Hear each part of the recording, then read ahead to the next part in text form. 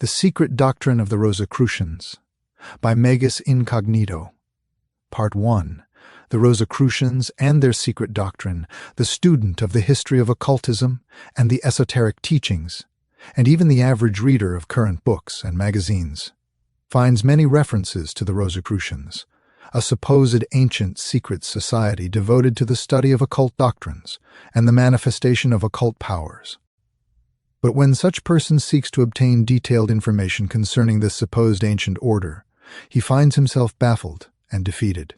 Before acknowledging the futility of the quest, however, he usually investigates one or more so-called orders having as a part of their title the word Rosicrucian, only to find himself invited to join such order upon the payment of a fee or fees ranging from a small amount in some cases to quite large amounts in others. Each order claiming to be the only original order and asserting that all the others are base imitators. The truth is that there is not in existence, and never has been in existence, any popular occult order sanctioned by the real Rosicrucians, which anyone may join upon payment of fees, large or small, just as he may join any of the better-known fraternal organizations, of which there are so many. The true Rosicrucians have no formal organization, and are held together only by the ties of common interest in the occult and esoteric studies, and by the common acceptance of certain fundamental principles of belief and knowledge. This unorganized order has members in all walks of life and in all countries, and its members never announce themselves as Rosicrucians to the general public. Admission to this unorganized order is never granted upon the payment of a fee, and is possible only upon the request and recommendation of 3 members in good standing, who have themselves been members for a certain period of time, and who have attained a certain degree of proficiency in the attainment of the esoteric knowledge, and in demonstrating the principles discovered by them under the direction of certain higher adepts in the arcane wisdom. Members of the Rosicrucian body are prominent in the councils of nearly all of the occult organizations and societies throughout the world. In fact, it is these persons who are the real leaven in the general mass, and who keep alive the sacred flame of truth in them.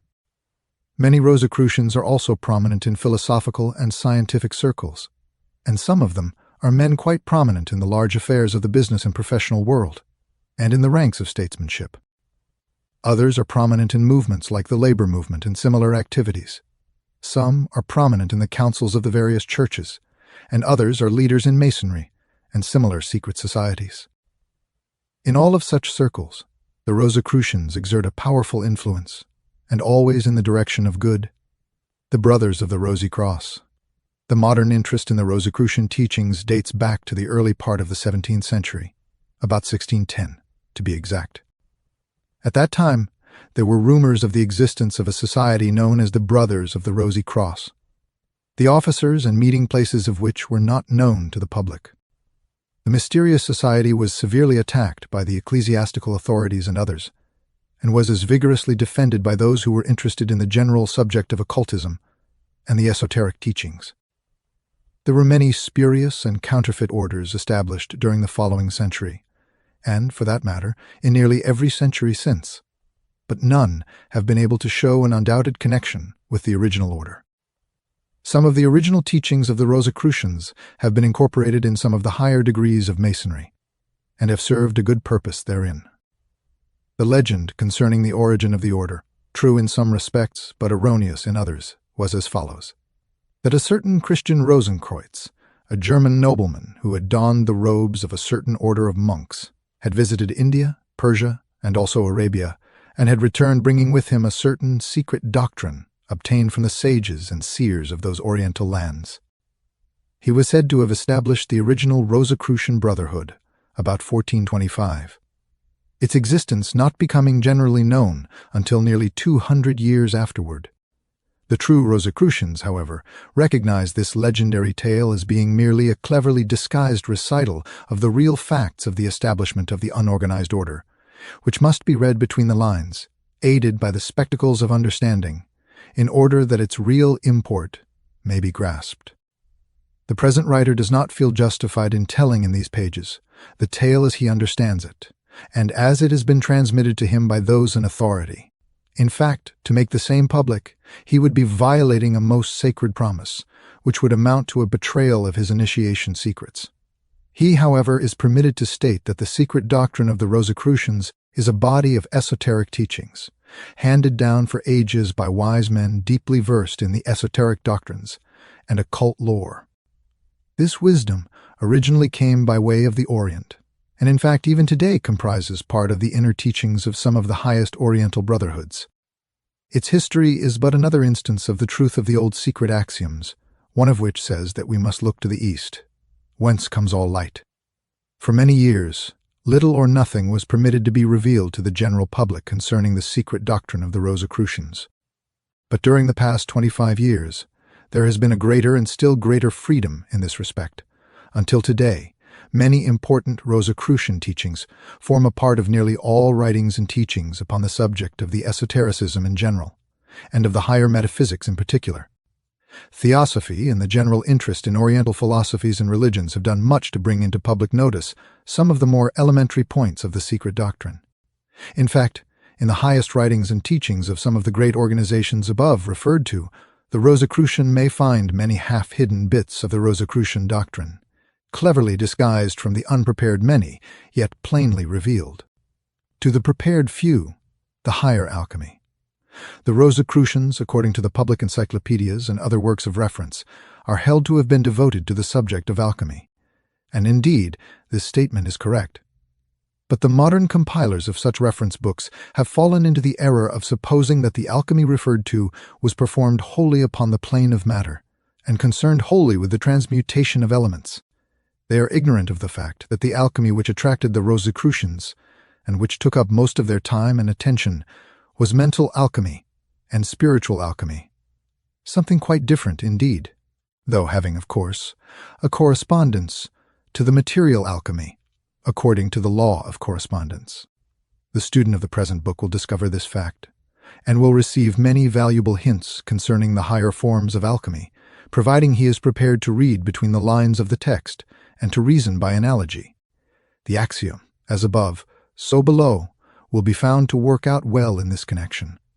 Why the esoteric teaching is kept secret. It is difficult to convey to the average European or American the true reasons underlying the secrecy which invariably surrounds the esoteric teachings of all the great schools of occult thought. Such a person is inclined to think that the only reason, therefore, is the delight in mystery-mongering, which he thinks he finds among all occult teachers. But to one who penetrates even but a short distance on the path, the true reasons are perceived. Such a one perceives the dangers of premature disclosure of important esoteric principles to the unprepared public mind. The following quotations from a well-known writer will perhaps give a hint to the solution of this question. The writer says, "The Oriental method of cultivating knowledge has always differed diametrically from that pursued in the West during the growth of modern sciences. Whilst Europe has investigated nature as publicly as possible, every step being discussed with the utmost freedom, and every fresh fact acquired circulated at once, for the benefit of all. Asiatic science has been studied secretly, and its conquests jealously guarded. I need not as yet attempt either criticism or defense of its methods. The student will later on see that this falls naturally into its place in the whole scheme of occult philosophy. The approaches to that philosophy have always been open, in one sense, to all. Vaguely throughout the world, in various ways, has been diffused the idea that some process of study, which men here and there did actually follow, might lead to the acquisition of a higher kind of knowledge than that taught to mankind at large in books or by public teachers. The East, as pointed out, has always been more than vaguely impressed with this belief. But even in the West, the whole block of symbolic literature relating to astrology, alchemy, and mysticism generally has fermented in European society, carrying to some peculiarly receptive and qualified minds the conviction that behind all this superficially meaningless nonsense great truths lay concealed. For such persons, eccentric study has sometimes revealed hidden passages leading to the grandest imaginable realms of enlightenment. But till now, in all such cases, in accordance with the law of those schools, the neophyte no sooner forced his way into the region of mystery than he was bound over to the most inviolable secrecy as to everything connected with his entrance and further progress there. In Asia, in the same way, the chela, or pupil of occultism, no sooner became a chela than he ceased to be a witness on behalf of the reality of occult knowledge. I have been astonished to find, since my own connection with the subject, how numerous such chelas are. But it is impossible to imagine any human act more improbable than the unauthorized revelation by any such chela to persons of the outer world that he is one. And so, the great esoteric school of philosophy successfully guards its seclusion. It is, however, desirable to disabuse the reader of one conception in regard to the objects of adeptship that he very likely has formed. The development of those spiritual faculties, whose culture has to do with the highest objects of the occult life, gives rise, as it progresses, to a great deal of incidental knowledge, having to do with physical laws of nature not yet generally understood.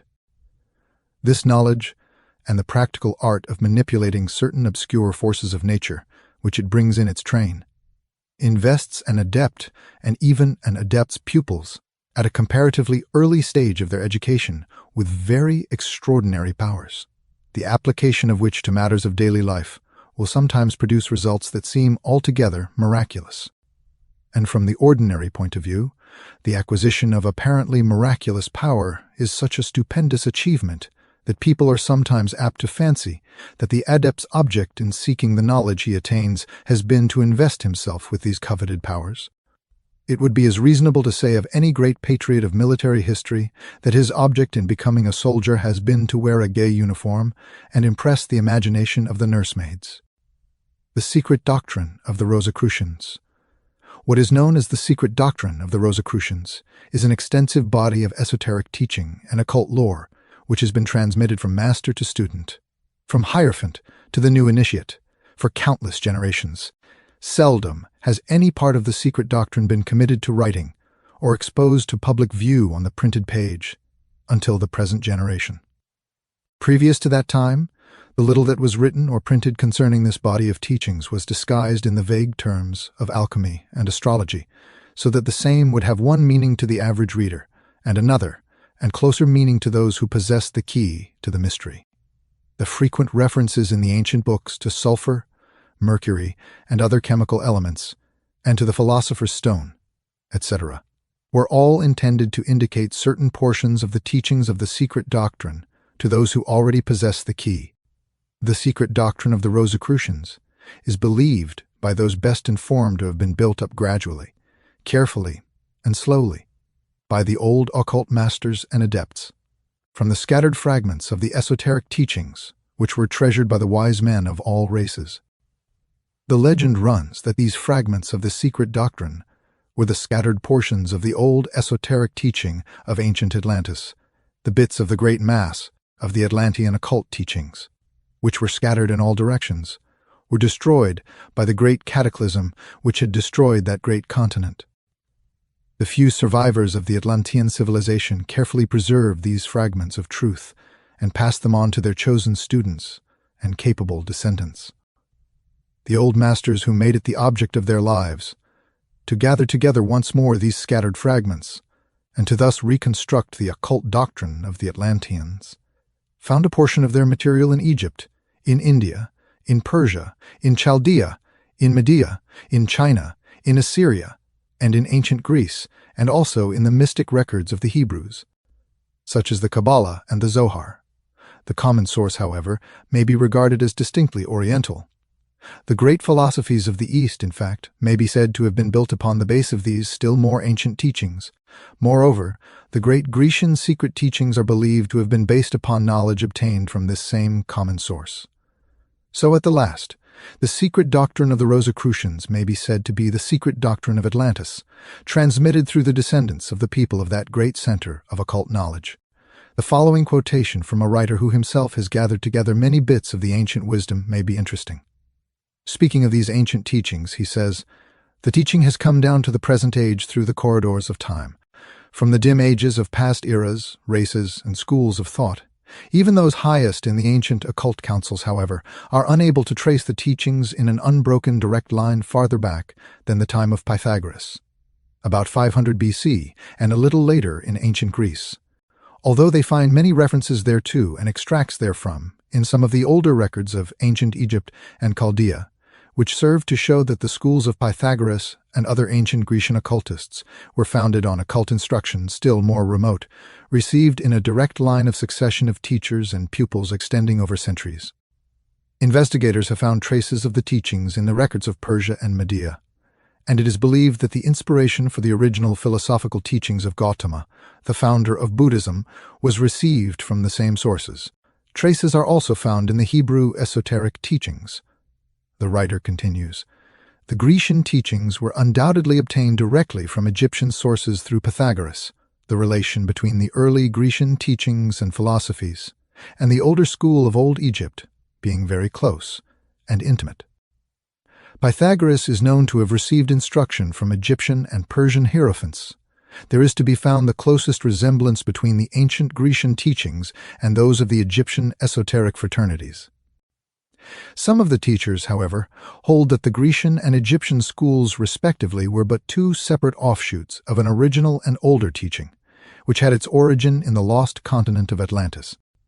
There are many traditions connecting the teaching with Atlantis, and it is possible that both Greece and Egypt received it from this common source, instead of Greece being indebted to Egypt for the line of transmission. But be this as it may, it is a fact that all of the traces of teaching that the various occultists gather from the traditions, scraps of doctrine, and legends regarding Atlantis can be reconciled with the best esoteric and occult knowledge had by the race today. The fragments of the Egyptian esoteric teachings, many of which are still preserved in an undoubted, direct line of succession, are practically identical in fundamental and basic points with the Greek occult teachings, and, as has been said, the Persian, Median, and Chaldean legends and traditions and scraps of teachings which have been preserved show a common source or origin with those of Egypt and ancient Greece. The writer adds, "We are speaking now of the historical view of the subject only. The occult traditions hold that the teaching in some form is as old as the race itself and has been known to the advanced minds of every great civilization of the past, many of which disappeared thousands of years ago, all traces of them having been lost to the present race. The traditions hold that the teaching was handed down from the elder brethren of the race, certain advanced souls who appeared in the earlier days in order to plant the seeds of truth, so that they would grow, blossom, and bear fruit throughout the ages to follow. We do not ask you to accept this statement. It is not material, for the teaching bears evidences of its own truth within itself, without needing the force of such high authority. The ancient tradition is mentioned merely that the student may know that the same is accepted as truth by many of the highest occult authorities and teachers. The 7 aphorisms of creation. In the present book, the writer has presented for the consideration of his readers the 7 aphorisms of creation of the Rosicrucians, which embody the fundamental principles of the Rosicrucian secret doctrine. He has also reproduced the leading secret symbols of the Rosicrucians, which relate to the 7 aphorisms of creation. The student who will master the principles herein set forth will have brought himself to a plane of thought, which will naturally tend to place him on rapport with the higher teachings of the Rosicrucians, and to render him subject to the offer of still higher information, should he desire to proceed further into this great study. Let the student always remember the ancient axiom, when the pupil is ready, the master appears.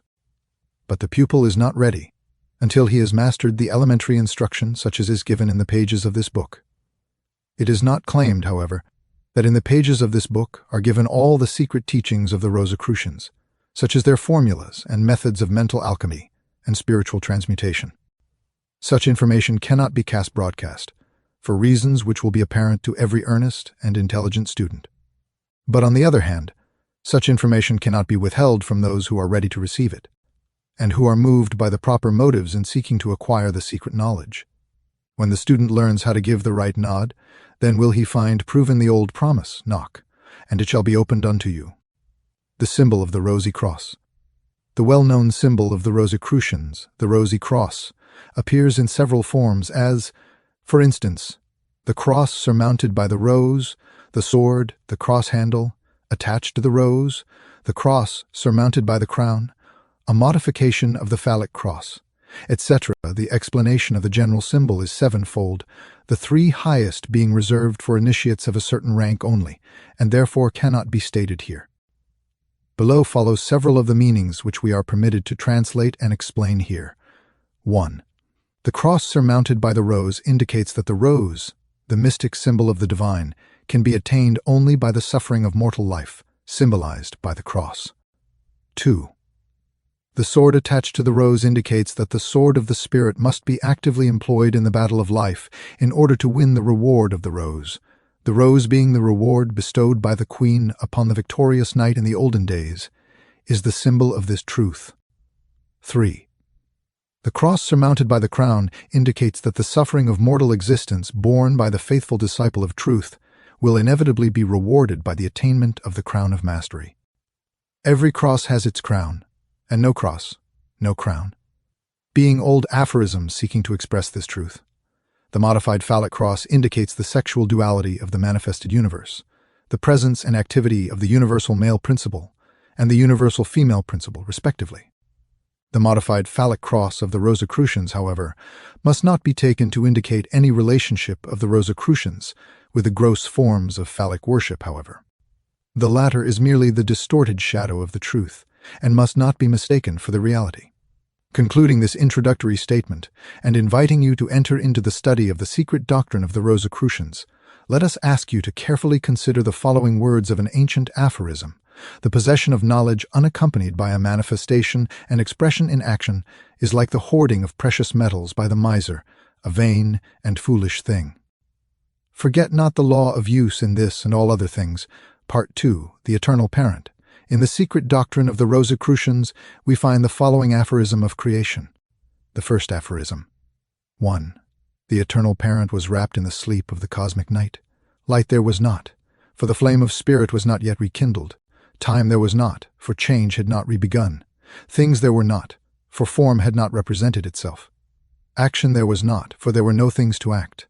The pairs of opposites there were not, for there were no things to manifest polarity. The Eternal Parent, causeless, indivisible, changeless, infinite, rested in unconscious, dreamless sleep. Other than the Eternal Parent, there was not, either real or apparent. In this first aphorism of creation, the Rosicrucian student is directed to apply his attention to the concept of the infinite source of all things, the Eternal Parent, from which all things proceed. This Eternal Parent, the infinite unmanifest, is represented by the Rosicrucians by the symbol of a circle having nothing outside of itself and nothing within itself. The circle, however, must not be interpreted as conveying the idea of limitation. Rather, it is intended to convey the idea of limitlessness. The symbol, although the best possible for the purpose, is inadequate, this by reason of the impossibility of representing the infinite by a finite symbol. The only adequate symbol of the Eternal Parent would be that of infinite space, and this, of course, cannot be represented by a sign. For no matter how wide the circle might be drawn, there would always be space beyond it. But recognizing the impossibility of an adequate symbol, the ancient Rosicrucians have adopted the empty circle as the best possible finite symbol of the infinite unmanifest. The concept of infinite space has always been regarded by the Rosicrucians as the best possible concept with which to think of the infinite unmanifest, since the latter cannot be actually thought in consciousness as a thing, and consciousness is capable of thinking only of things. Strictly speaking, the infinite unmanifest is a nothing rather than a thing, and yet not such a nothing as implies notness or not, but rather such a nothing as implies the possibility of everything, yet without the limitations of thingness. Infinite space cannot be considered a thing, for it has none of the characteristics of a thing, and yet it cannot be denied actual existence and presence. Roughly speaking, it may be defined as a no-thing, containing within itself the possibility of infinite thingness, or the infinite possibility of things. Infinite space must be thought of as the absolute container of everything, whether manifest or unmanifest, for outside of infinite space there is only nothingness, or, more strictly speaking, there is no outside of infinite space. Infinite space, therefore, has always been the accepted occult and esoteric symbol by means of which men are able to think of the infinite unmanifest, of the essence of being, before manifestation into activity and form. The first aphorism states that the Eternal Parent was wrapped in the sleep of the cosmic night. In this sentence, there is a reference to that teaching concerning the cosmic days and nights, which, under some of many names, is found lying at the base of all esoteric teachings and occult philosophies. The highest human and superhuman intelligences have testified to the fact that rhythm is abiding in and manifests through the cosmos. From the tiniest point of manifested being to the totality of being, there is found to ever exist the presence and manifestation of rhythm. There is reported to us, from the highest occult sources of information, the fact that the all presents itself alternately in great periods of manifestation, called the cosmic days, followed by a like great period of unmanifestation, called the cosmic nights. During the cosmic night, the eternal parent exists as if wrapped in an unconscious and dreamless sleep, from which, with the dawn of the new cosmic day, it awakens gradually into manifestation. The cosmic day, in turn, gradually finds itself changing into a twilight, which slowly but surely darkens into the cosmic night, when all again is stilled and quiet. And so on and on and on, in infinite sequence and repetition, in infinite rhythm. The cosmos presents this succession of days and nights, of manifestation and unmanifestation, and so it has been forever and ever, and will continue forever and ever without end, ceasing or interruption. Such is the report of the wise and the illumined teachers of the race. A great occult teacher has written of this teaching as follows.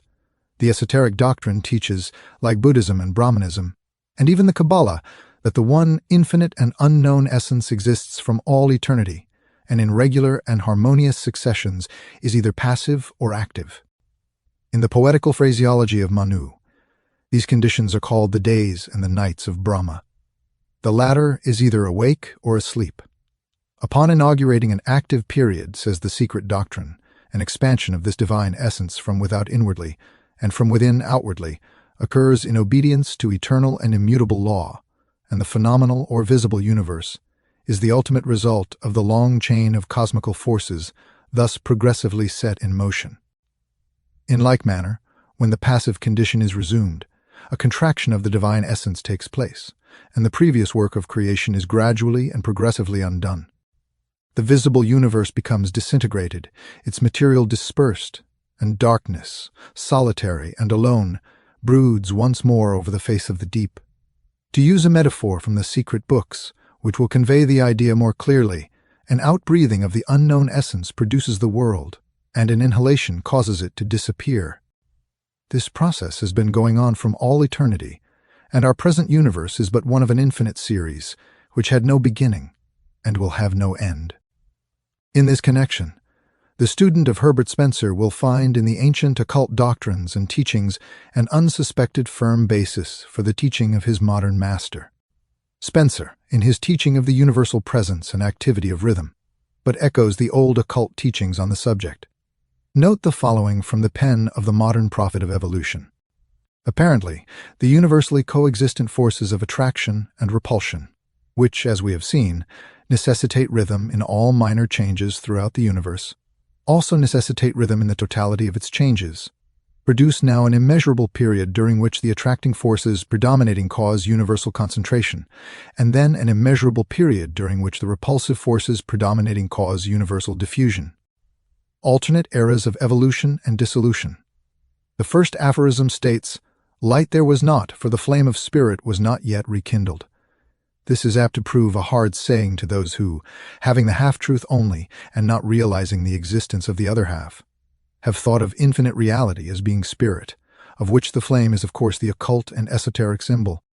But the best ancient wisdom, as voiced by the most careful teachers, have ever taught those qualified to know the whole truth that not only back of matter, but also back of spirit, there abides an eternal and infinite essence, which is neither spirit nor matter, but which is the unconditioned root and source of both spirit and matter. Light and flame, the two universally recognized esoteric and occult symbols of spirit, have back of them the lightless and heatless essence of light and heat. The infinite reality is the essence of the spirit light and flame, not the light and flame itself. The student will be aided in grasping this truth if he will contemplate the flame of a lamp, a candle, a gas flame, or any other kind of physical flame. He will perceive to be present, under and at the center of the flame, a dark, transparent something, which is the essence from which the flame itself proceeds and upon which it draws for support and sustenance. In occult terminology, the counterpart of this on the higher planes of being is called the dark flame. It is the essence of the flame and light, and not flame or light itself. As an ancient writer has said, the essence is the spirit of the fire, and not fire itself. Therefore, the attributes of fire, in other words, heat, flame, and light, are not the attributes of the essence, but rather of the fire of which the essence is the cause. Therefore, the infinite, unmanifest, the sleeping eternal parent, must not be thought of by the student as being spirit in the sense of the latter term as commonly employed in our thought. Rather, it is akin to pure space from which the flame emerges, and in which it is contained. There is close reasoning and distinction here, which will become clear to the student as he proceeds, but which must be noted even now in passing. The first aphorism further states, "Time there was not, for change had not begun." Here again is expressed another hard saying for the student who has not grasped the true meaning of time. Time, in the strict philosophical meaning of the term, does not mean pure duration of existence. Instead, it means the measure of changing existence, an enduring existence in which there is no change of form, activity, or degree, mental or physical, is timeless. Time, in fact, is but the measure of change. Without change, there can be no time, in the true sense of the latter term. Pure being manifests not time. Time is the result of becoming, or change, and is always measured by change or becoming in something. The following statement from a modern textbook may serve to point to the difference between the conception of pure duration and time. Pure duration is conceived without regard to the motions of changes in things. Time, on the contrary, is the sensible measure of any portion of duration, often marked by particular phenomena as the apparent revolution of the celestial bodies, the rotation of the earth on its axis, etc. Our conception of time originates in that of motions, and particularly in those regular and equable motions carried on in the heavens, the parts of which, from their perfect similarity to each other, are correct measures of the continuous and successive quantity called time, with which they are conceived to coexist. Time, therefore, may be defined as the perceived number of successive movements. Time based upon the movements of the celestial bodies or the earth is frequently measured by instruments based upon such movements, such as watches, clocks, sundials, etc. We are also conscious of the passage of time by changes in our mental states, our thoughts, our mental images, etc., both in the waking state or the state of dreams. Without changes in the outside world represented to our consciousness by perceptions of such changes, or without changes in our mental states, time would not exist for us. It thus follows that, given an eternal, changeless reality, for whom and by whom no outside world has been or is manifested, and which is wrapped in an unconscious and dreamless sleep, such as is pictured in the first aphorism, for such a reality, there could exist no time. No time would present itself. Timelessness would abide until change began once more. Therefore, the student will perceive the necessary truth of the statement of the first aphorism that for the eternal parent wrapped in the sleep of the cosmic night, time there was not, where change had not begun. It is impossible to hold otherwise, considering the nature of time and the absence of change during the cosmic night of the eternal parent.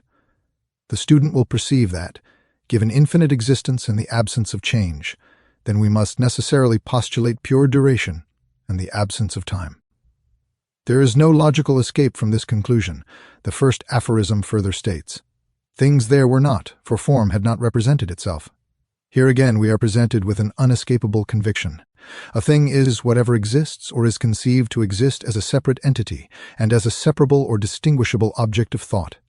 Everything must manifest form. Form is one, the shape or structure of anything, as distinguished from the material of which it is composed, hence, the configuration or figure of anything. 2. The mode of acting or manifestation of anything to the senses or to the intellect. 3. The assemblage of qualities constituting a conception or the internal constitution, making an existing thing what it is. Strictly speaking, a thing must be capable of being thought of or pictured as composed of qualities, attributes, or properties, distinguishing it from other things. Hence, everything must manifest form in order to be so distinguished and perceived by the senses or by the intellect as a thing. The eternal parent, the infinite unmanifest, cannot be held to manifest form or to display or present any particular quality, property, or attribute of manifestation when in its state of unmanifestation. When the eternal parent takes upon itself the robes of manifestation, it proceeds to manifest the appearance of things. These things each displaying form and certain qualities, properties, or attributes which distinguish them from other manifested things. It is axiomatic in metaphysics and philosophy. that the unmanifest cannot be thought of as possessing or manifesting in its essential nature any one set of qualities, properties, or attributes which appear later in its manifestation of things, as distinguished from the opposite set of qualities, properties, or attributes. And it cannot be thought of as possessing in its essential nature both of the opposing sets of qualities, attributes, or properties, or opposites cancel each other, and antinomies condition not. Instead of possessing qualities, properties, or attributes, or form in any of the meaning of that term, the unmanifest must be regarded as possessing the possibility of infinite manifestation of form, qualities, properties, and attributes in its manifestations, or the infinite possibility of the manifestation of form, qualities, properties, or attributes in its manifested things. The infinite unmanifest cannot be thought of as a thing, either in itself or by means of its symbol of infinite space. Rather, as an illumined occult master has expressed it, it must be regarded as an omnipresent, eternal, boundless, and immutable principle, regarding which all speculation is impossible, since it transcends the power of human conception and could only be dwarfed by any human expression or similitude. It is beyond the range and reach of thought. It is unthinkable and unspeakable. In the period of the cosmic night, there being nothing present except the infinite unmanifest, therefore it is seen that necessarily things there were not, for form had not represented itself. There is no logical escape from this conclusion. The first aphorism further states, "Action there was not, for there were no things to act." This statement requires little or no explanation. There being no things present, there were no things to act, and all action of the infinite must be through, by, or in things.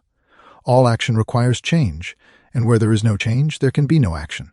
And yet it must not be thought that the infinite unmanifest is powerless, for it possesses all power. It must not be thought that it is motionless, for, in itself, it is abstract motion. Speaking in finite terms, it may be said that in its state of the infinite unmanifest, the eternal parent dwells in a state of such infinite motion that, as compared with relative motion, it is in a state of absolute rest. The first aphorism further states, "The pairs of opposites there were not, where there were no things to manifest polarity." As every student of philosophy knows, or should know, everything manifests a combination of qualities, properties, or attributes. Each quality, property, or attribute is one of a pair of opposites, one pole of the two poles of qualities which are ever found present. Given one quality, property, or attribute of thingness, it necessarily follows that there is an existence in other things, an opposite, or other pole, its antithesis. There is no exception to this rule, and though the opposite may at first appear to be absent, diligent search will surely reveal it, and its necessary existence must be logically predicated. Thus, we have the following familiar opposites, hard and soft, hot and cold, large and small, far and near, up and down, day and night, light and darkness, long and short, etc., even where our language fails to supply a definite term for the opposite of a discovered quality, property, or attribute. The opposite may be expressed by prefixing the term not to the observed quality, property, or attribute. Some thinkers have sought to imply that the term infinite implies a quality, property, or attribute, which was the opposite of finite, but this is merely a play upon words. The word infinite implies simply an absence of limitations, bounds, or form, and does not indicate any limit, bound, or form, no matter how extended. It is impossible to form a mental image of the infinite unmanifest, or to attach thingness, form, or quality, property, or attribute of any kind to it. Hence the term infinity is not a true opposite. It is only when manifestation begins that the pairs of opposites or polarity put in an appearance. The infinite unmanifest possesses the possibility of an infinity of manifestations, all objects of which manifestation must exhibit one or the other of any given set of qualities, properties, or attributes. But to the infinite unmanifest itself, the eternal parent in its essence, there can be no polarity or presence of any one set of pairs of opposites. Here, as elsewhere, the student is directed to think of the infinite unmanifest by means of its symbol of infinite space, whenever he wishes to test any of the statements of the first aphorism. The first aphorism finally states, "The eternal parent, causeless, indivisible, changeless, infinite, rested in unconscious, dreamless sleep. Other than the eternal parent, there was not either real or apparent." That the eternal parent is causeless is a self-evident fact, for there is nothing which could have caused the eternal and original being from which all manifestation proceeds. That which is eternal must of necessity be causeless. That which is infinite can have no other which could have caused it, and it could not have been caused from or by nothing, for from nothing, nothing comes. That the eternal parent is indivisible is likewise self-evident, for anything that can be divided or separated into parts or particles must, in the first place, be originally composed of parts or particles, and anything that is composed of parts or particles must be merely a composition, an aggregate, a collection or crowd of such parts and particles, and therefore not a real entity or unity at all. Moreover, that which is infinite cannot become divided or separated into parts or particles without losing its essential infinity. A divided infinite is no infinite at all, but merely a collection or crowd of finite things. Absolute indivisibility must be predicated of true unity and infinite being. There is no logical escape from this conclusion. That the eternal parent is incapable of essential change is likewise self-evident. For though it may manifest an infinity of change, nevertheless, it must always remain essentially itself, and never anything else but itself. Moreover, not being composed essentially of qualities, properties, or attributes, it cannot undergo the change which comes from the shifting of the poles of the opposites, and not having form, it cannot experience the change which arises from change of form. Absolute immutability must be predicated of the eternal parent. There is no logical escape from this conclusion. That the eternal parent is infinite is likewise self-evident. It must be infinite, for there is nothing else by which it may be limited, defined, bounded. That which is absolute and original, ultimate and elementary, can have no binding or limiting conditions or things. Absolute infiniteness must be predicated of the eternal parent. There is no logical escape from this conclusion. That the eternal parent rested in unconscious, dreamless sleep is held by all advanced metaphysicians and philosophers to be a logical necessity if we are to postulate the existence of a period or state of unmanifestation. For as all psychologists and philosophers know, consciousness, even in the form of dreams, is impossible without change. A changeless state of consciousness can only be expressed as unconsciousness. And yet, the student must not fall into the error of believing that this infinite unconsciousness implies inferiority to consciousness. Or rather, does it imply a state of rising above ordinary consciousness? A state of infinite superconsciousness? A state of transcending consciousness, in which there is ever present the possibility of consciousness without the exercise thereof? Ordinary consciousness is a descent from this state of unconsciousness, not an ascent. This distinction is important and must not be lost sight of by the student.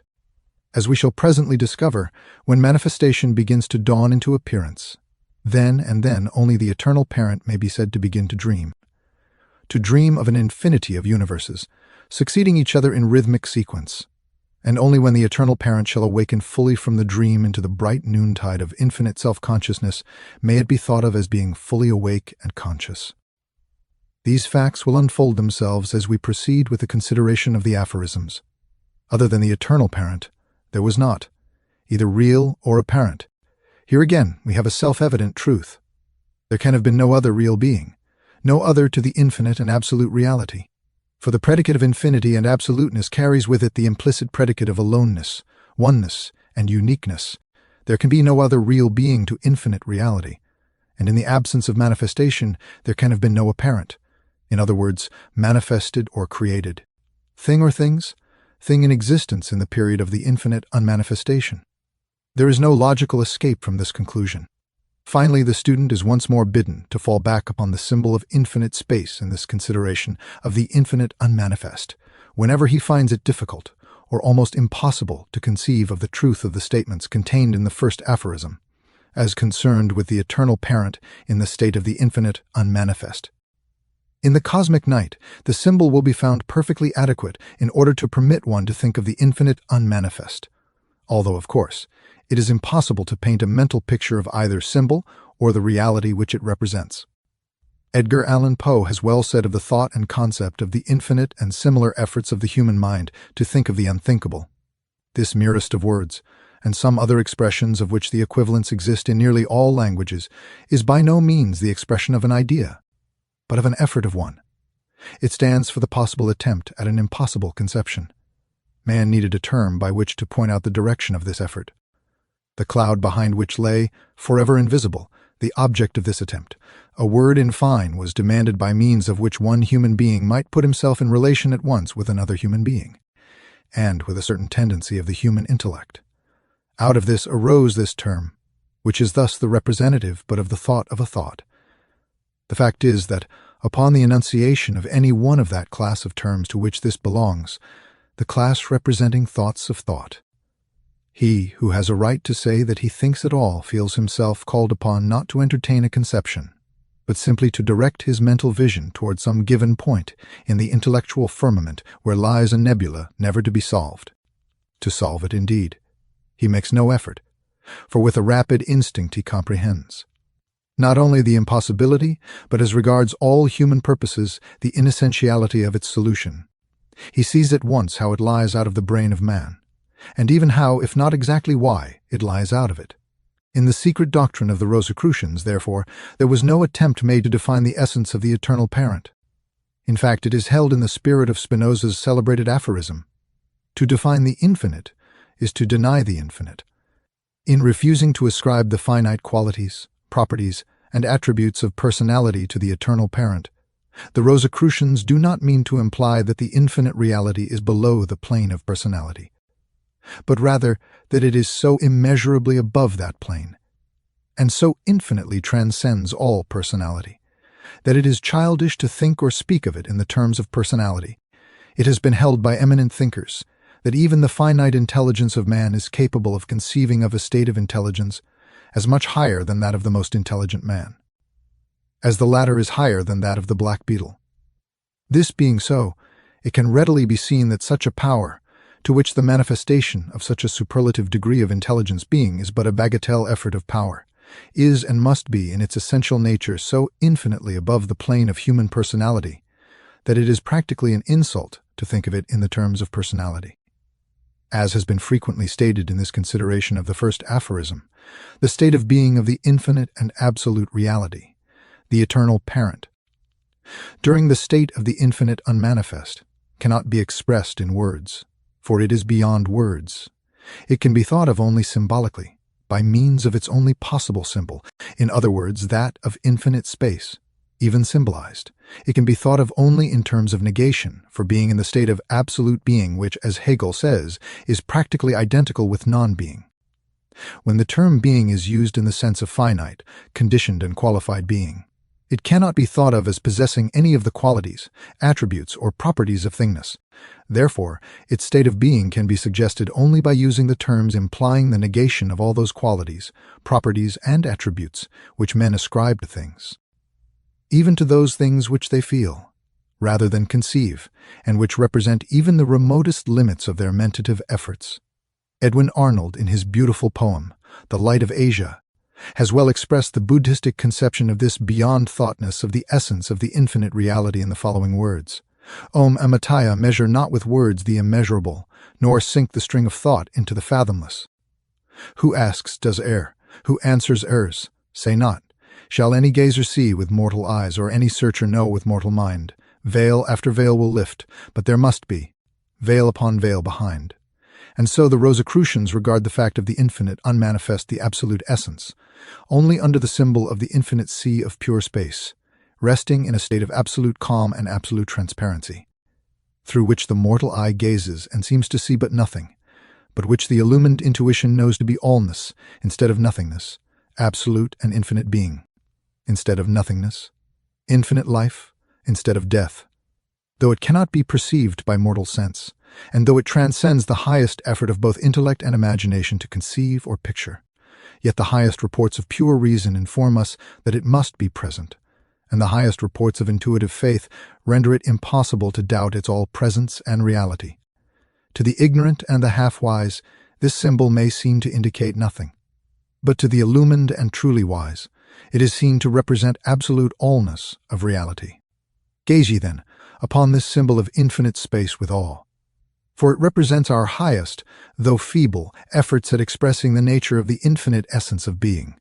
Part 3. The Soul of the World. In the secret doctrine of the Rosicrucians we find the following second aphorism. The second aphorism, too, the germ within the cosmic egg, takes unto itself form. The flame has rekindled. Time begins.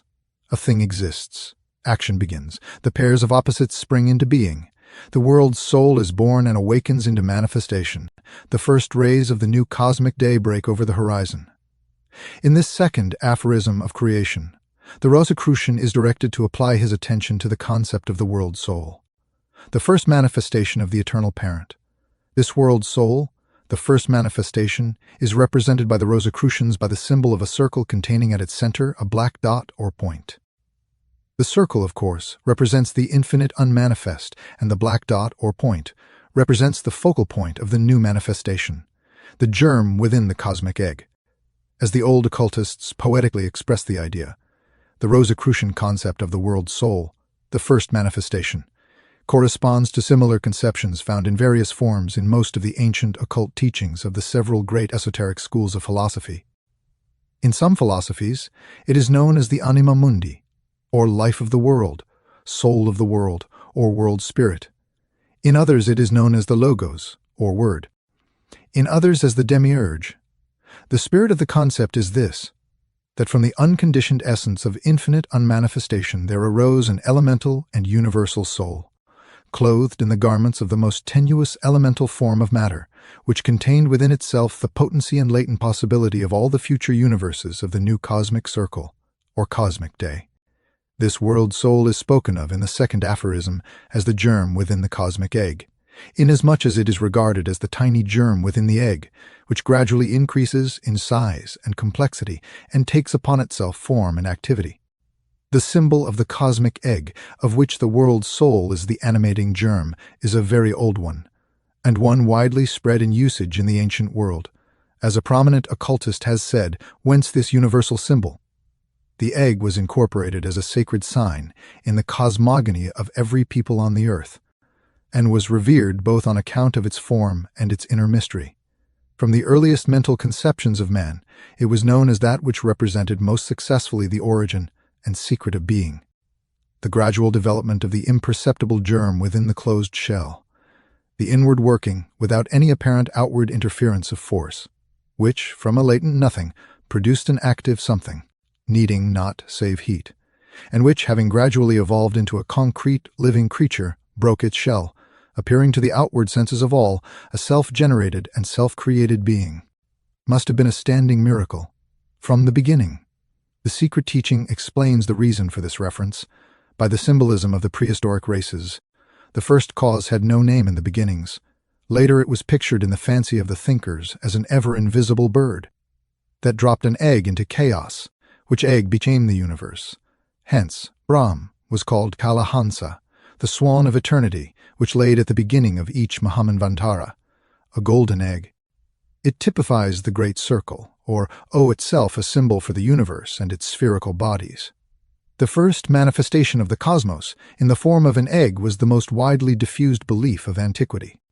It was a symbol adopted among the Greeks, Assyrians, Persians, and Egyptians. In the Egyptian ritual, Seb, the god of time and of the earth, is spoken of as having laid an egg, or the universe. Ra is shown like Brahma gestating in the egg of the universe. With the Greeks, the Orphic egg was a part of the Dionysiac and other mysteries, during which the mundane egg was consecrated and its significance explained. The Christians, especially the Greek and Latin churches, have fully adopted this symbol and see in it a commemoration of life, eternal or salvation and resurrection. This is found in and corroborated by the custom of Easter eggs, from the egg of the pagan Druids to the red Easter egg of the Slav. A cycle has passed, and yet, whether in civilized Europe or among the abject savages of Central America, we find the same archaic, primitive thought. If we only search for it, and do not disfigure it in the haughtiness of our fancied mental and physical superiority, the original idea of the symbol, the concept of the world soul in some form of interpretation, and under some one of many names, may be said to be practically universal. Among many of the ancient schools of philosophy, it was taught that there was an anima mundi, or world soul, of which all the individual souls were but apparently separated. Though not actually separated units, the conviction that life was one is expressed through nearly all of the best of ancient philosophies, and in fact, in subtly disguised forms, may be said to rest at the base of the best of modern philosophies. In the philosophical concept of the Logos, we find another and more advanced form of this same fundamental concept. The term Logos first became prominent in the philosophy of Heraclitus of Ephesus, where it appears as the law of nature, objective in the world, giving order and regularity to the movement of things. The Logos formed an important part of the Stoic system of philosophy. The active principle abiding in the world, they called the Logos, the term being likewise applied to the universal productive cause. An authority on the history of philosophy has said of the concept of the Logos, a being intermediate between God and the world, is diffused through the world of the senses. The Logos does not exist from eternity like God, and yet its genesis is not like our own, and that of all other created beings. It is the first begotten of God, and is for us imperfect beings almost as a God. Through the agency of the Logos, God created the world. In the philosophical concept of the demiurge, we find another form of the same fundamental concept. The demiurge was the name given by the Platonian philosophers to an exalted and mysterious agent by whom God was supposed to have created the universe. He was akin to the nature god of the pantheists and to the living nature of other schools of philosophy. The demiurge was the life of the world, or universal life, of which all the innumerable lives of finite creatures are but sparks in the flame or drops of water in the ocean. And yet, in its true sense, the concept of the demiurge was not identified with that of God, but was rather a concept of the first great manifestation of God, by means of which he creates and sustains the world. The idea of a universal will, a primal manifestation of God existing at the heart of nature and operating to build up and sustain the universe, is found in many modern philosophies. Cudsworth, the English philosopher, has sought to indicate this conception in his idea of plastic nature, of which he says, "It seems not so agreeable that nature, as a distinct thing from the deity, should be quite superseded or made to signify nothing. God himself doing all things immediately and miraculously, from whence it would follow also that they are all done either forcibly and violently, or else artificially only, and none of them by any inward principle of their own." This opinion is further confuted by that slow and gradual process that in the generation of things which would seem to be but a vain and idle pomp or trifling formality if the moving power were omnipotent, as also by those errors and bungles which are committed where the matter is inept and contumacious, which argue that the moving power be not irresistible, and that nature is such a thing as is not altogether incapable, as well as human art, of being sometimes frustrated and disappointed by the indisposition of matter, whereas an omnipotent moving power, as it could dispatch its work in a moment, so would it always do it infallibly and irresistibly, no ineptitude and stubbornness of matter being ever able to hinder such a one, or make him bungle or fumble in anything. Therefore, since neither all things are produced fortuitously, or by the unguided mechanism of matter, nor God himself may be reasonably thought to do all things immediately and miraculously, it may well be concluded that there is a plastic nature under him, which, as an inferior and subordinate instrument, doth drudgingly execute that part of his providence which consists in the regular and orderly motion of matter. Yet so as there is also besides this a higher providence to be acknowledged, which, presiding over it, doth often supply the defects of it, and sometimes overrules it, forasmuch as the plastic nature cannot act electively nor with discretion. Other schools of philosophy, notably that founded by Schopenhauer, have postulated the presence of a universal spirit whose chief attribute is desire, will, from whom the universe of creatures has proceeded. This universal spirit is held to be filled with a longing, craving, seeking, striving, and desire to express itself in phenomenal existence. Schopenhauer calls it the will to live. It is described as instinctive rather than intellectual, and as creating intellect with which to better serve its purposes of self-expression. Other philosophers have proceeded along the main lines of the concept of Schopenhauer with various modifications. The same idea is expressed by some of the old Buddhistic philosophers. The very term, the will to live, being used to express the essential nature of the universal spirit. But it must be noted, in such philosophies the universal spirit is considered rather as the eternal parent than as its first manifestation. In the same way, a certain school of thinkers postulate the existence of a living nature, which expresses itself in innumerable living creatures and things. All things in the universe being held to possess life in some form and degree, as indeed the Rosicrucian teachers also hold. But it must be always noted that in the secret doctrine of the Rosicrucians, the world soul is not regarded as the infinite reality, but merely as the first manifestation thereof, from which all subsequent manifestations proceed and into which they are finally resolved. The world soul is not eternal, but on the contrary, appears and disappears according to the rhythm of the cosmic nights and days. The second aphorism states, "The flame is rekindled. The dark light once more bursts into flame throughout the form of the world soul, and the new universe begins." It also states, "Time begins."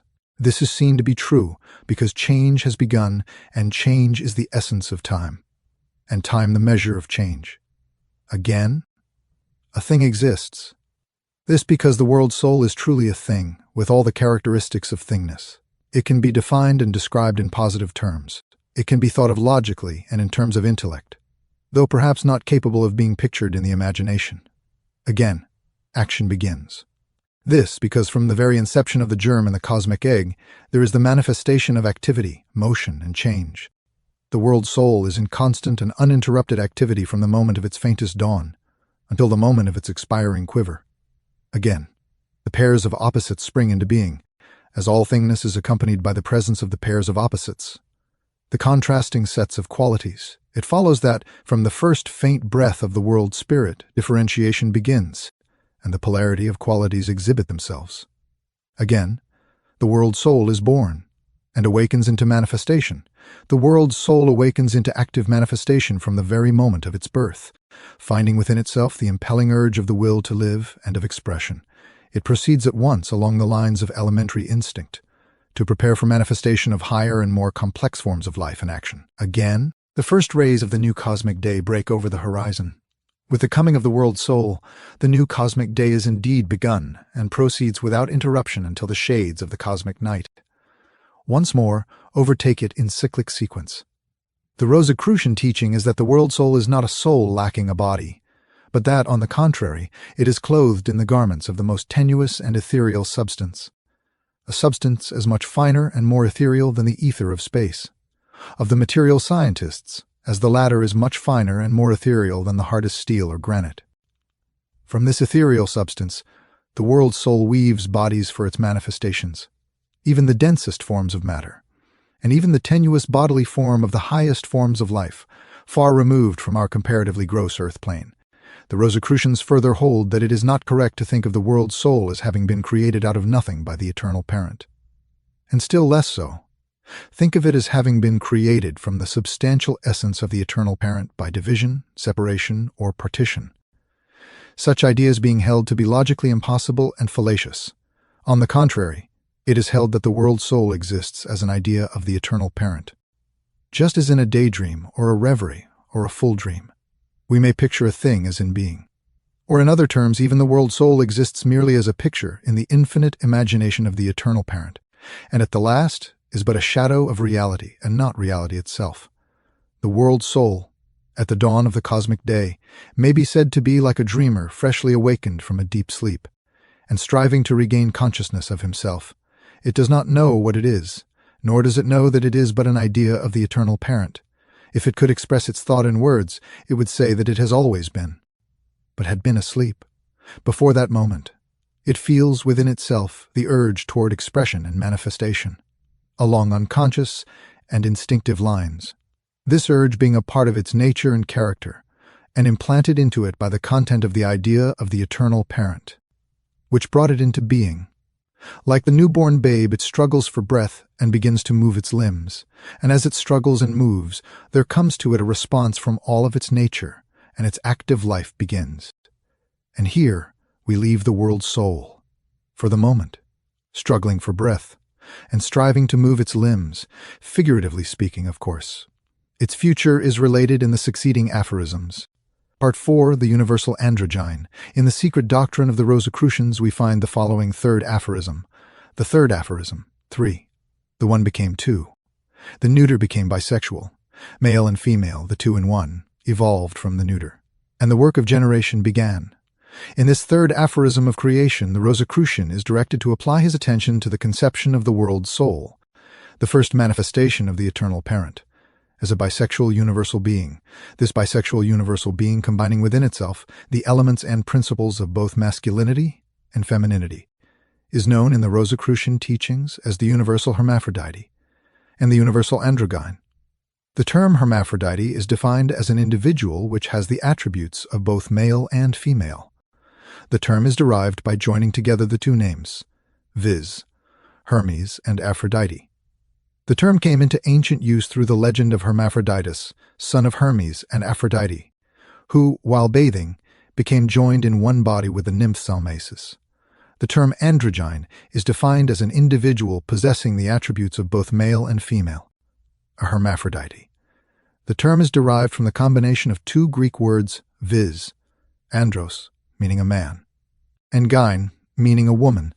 The conception of the bisexuality in the universal manifestation or universal being is one met with on all sides in the ancient esoteric and occult philosophies, in all lands, in ancient Greece, in ancient India, and in ancient Atlantis, Persia, and Chaldea.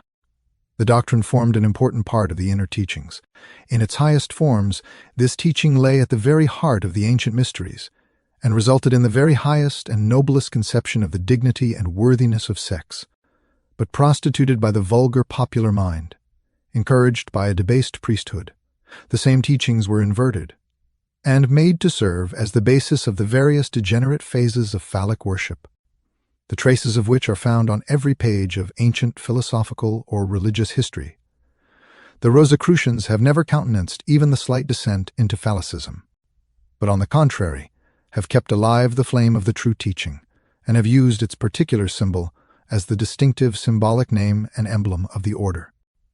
In order to understand the symbology of the Universal Androgyne, it is necessary to first become familiar with the two ancient symbols of sex. In all the ancient philosophies and religions, we find that the cross is the symbol of the male, and the circle the symbol of the female. In representing the bisexual, the hermaphrodite, the androgyne, the two symbols, in other words, the cross and the circle, are combined in one of several ways.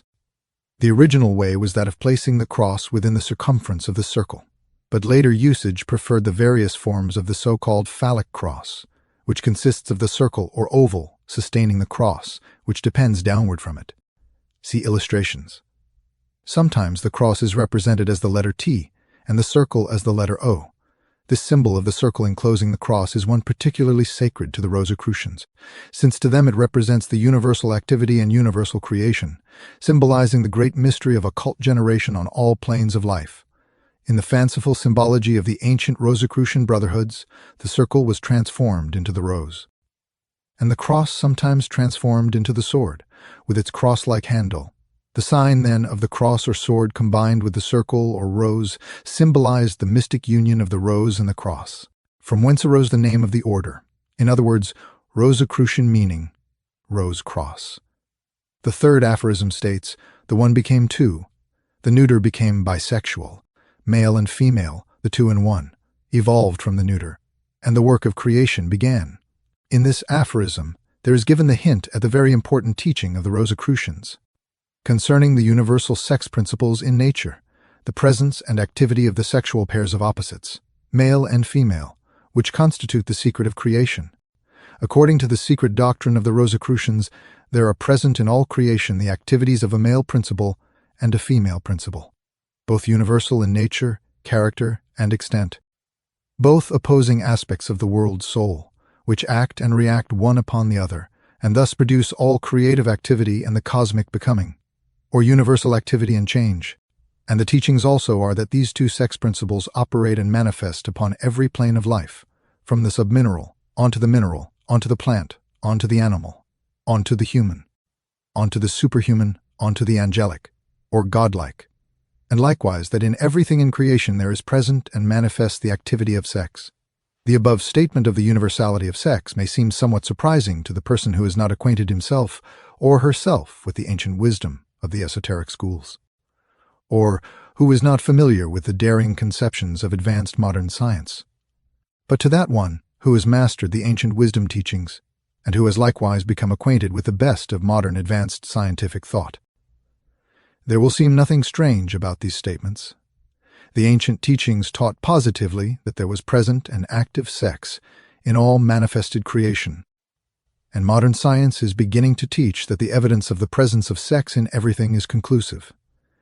The ancient teachings, which were later embodied in the early Rosicrucian teachings, held that in order that there might be becoming, change, or creation, there must be reaction following action, the play of one force on another, and the best teachings of the ancients were that these two opposing forces in nature were masculine and feminine respectively, dual aspects of the universal being, and modern science is fast coming to recognize and teach the same great truth.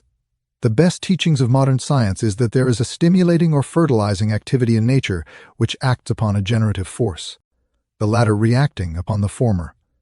And, at the other end of the material scale, we find the teaching that the atom, once supposed to be the ultimate form of matter, is now discovered to be composed of a multitude of electrons, corpuscles, or ions, different names for the same thing, revolving around each other at a tremendous rate of motion.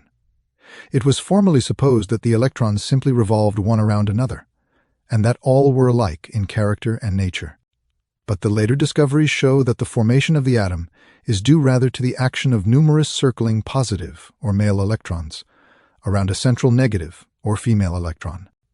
The positive or male electron seemingly exerting a peculiar effect upon the negative or female electron, causing her to put forth certain energies which result in the generation of the atomic structure. This is in perfect accordance with the old Rosicrucian doctrine that the positive pole of magnetism and electricity for both were well known to the ancient alchemists, was masculine, and that the negative pole of the same was feminine. But unfortunately, the terms positive and negative respectively are used with the wrong implication, and much confusion results therefrom. For instance, the term positive is used to indicate strength and reality as opposed to weaknesses and unreality of the negative. But the real facts of physical science show us the falsity of such an interpretation of these terms. The so-called negative pole of the battery is really the pole of generation, or the production of new forms and energies. The best authorities now prefer to use the term the cathode pole in place of the negative, the word cathode being derived from the Greek word meaning descent. The path of generation, etc. From the cathode pole of the battery emerge the great swarms of electrons, ions, or corpuscles. And from the same pole also emerge the wonderful rays which have played such an important part in modern physics. The cathode pole of the battery is the mother of all that strange brood of new forms of matter, which have appeared to confute the old materialistic theories, and to destroy the old conceptions of science. The cathode pole should, in reality and truth, be called the female pole, and the positive the male, for such terms truly represent their true respective offices.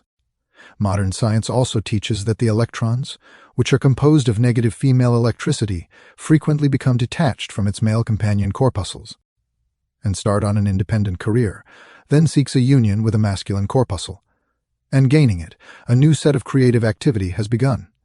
When the female corpuscle unites with the new masculine one, a strange phenomenon occurs. The corpuscles begin vibrating and circling around each other, and the result is the birth of a new atom, in which are combined the masculine and feminine energies in some particular proportion. The atom thus formed does not manifest the properties of free electricity, but manifests an entirely new set of properties. The process of detachment of the feminine electrons is called ionization, and arising from such detachments and the formation of new unions result the varied phenomena of heat, light, electricity, magnetism, etc. in the same way. The varied phenomena of chemical attraction and chemical affinity arise from the manifestation of sex on the atomic plane.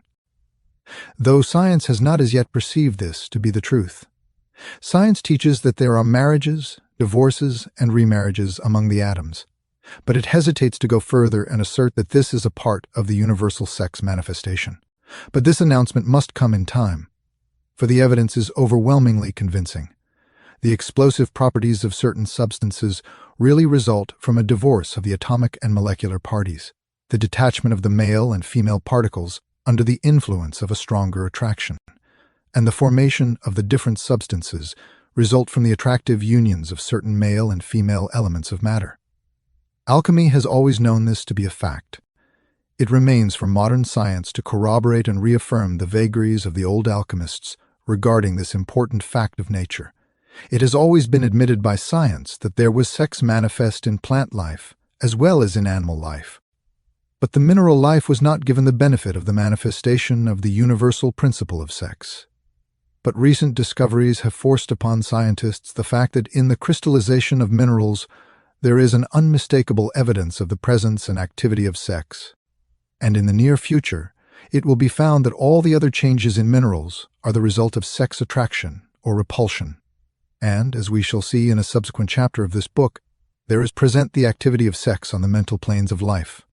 In short, on each and every plane of life, physical, mental, or spiritual, there is found, present, and active, the universal principle of sex, in some of its phases and forms. Sex cannot be escaped in nature. The universe is bisexual, and all creation on every plane is caused by sex and sex only. A full understanding of this important fact would revolutionize the conceptions of modern science and render practicable many important ideas, which now exist merely as dreams in the minds of the advanced scientists.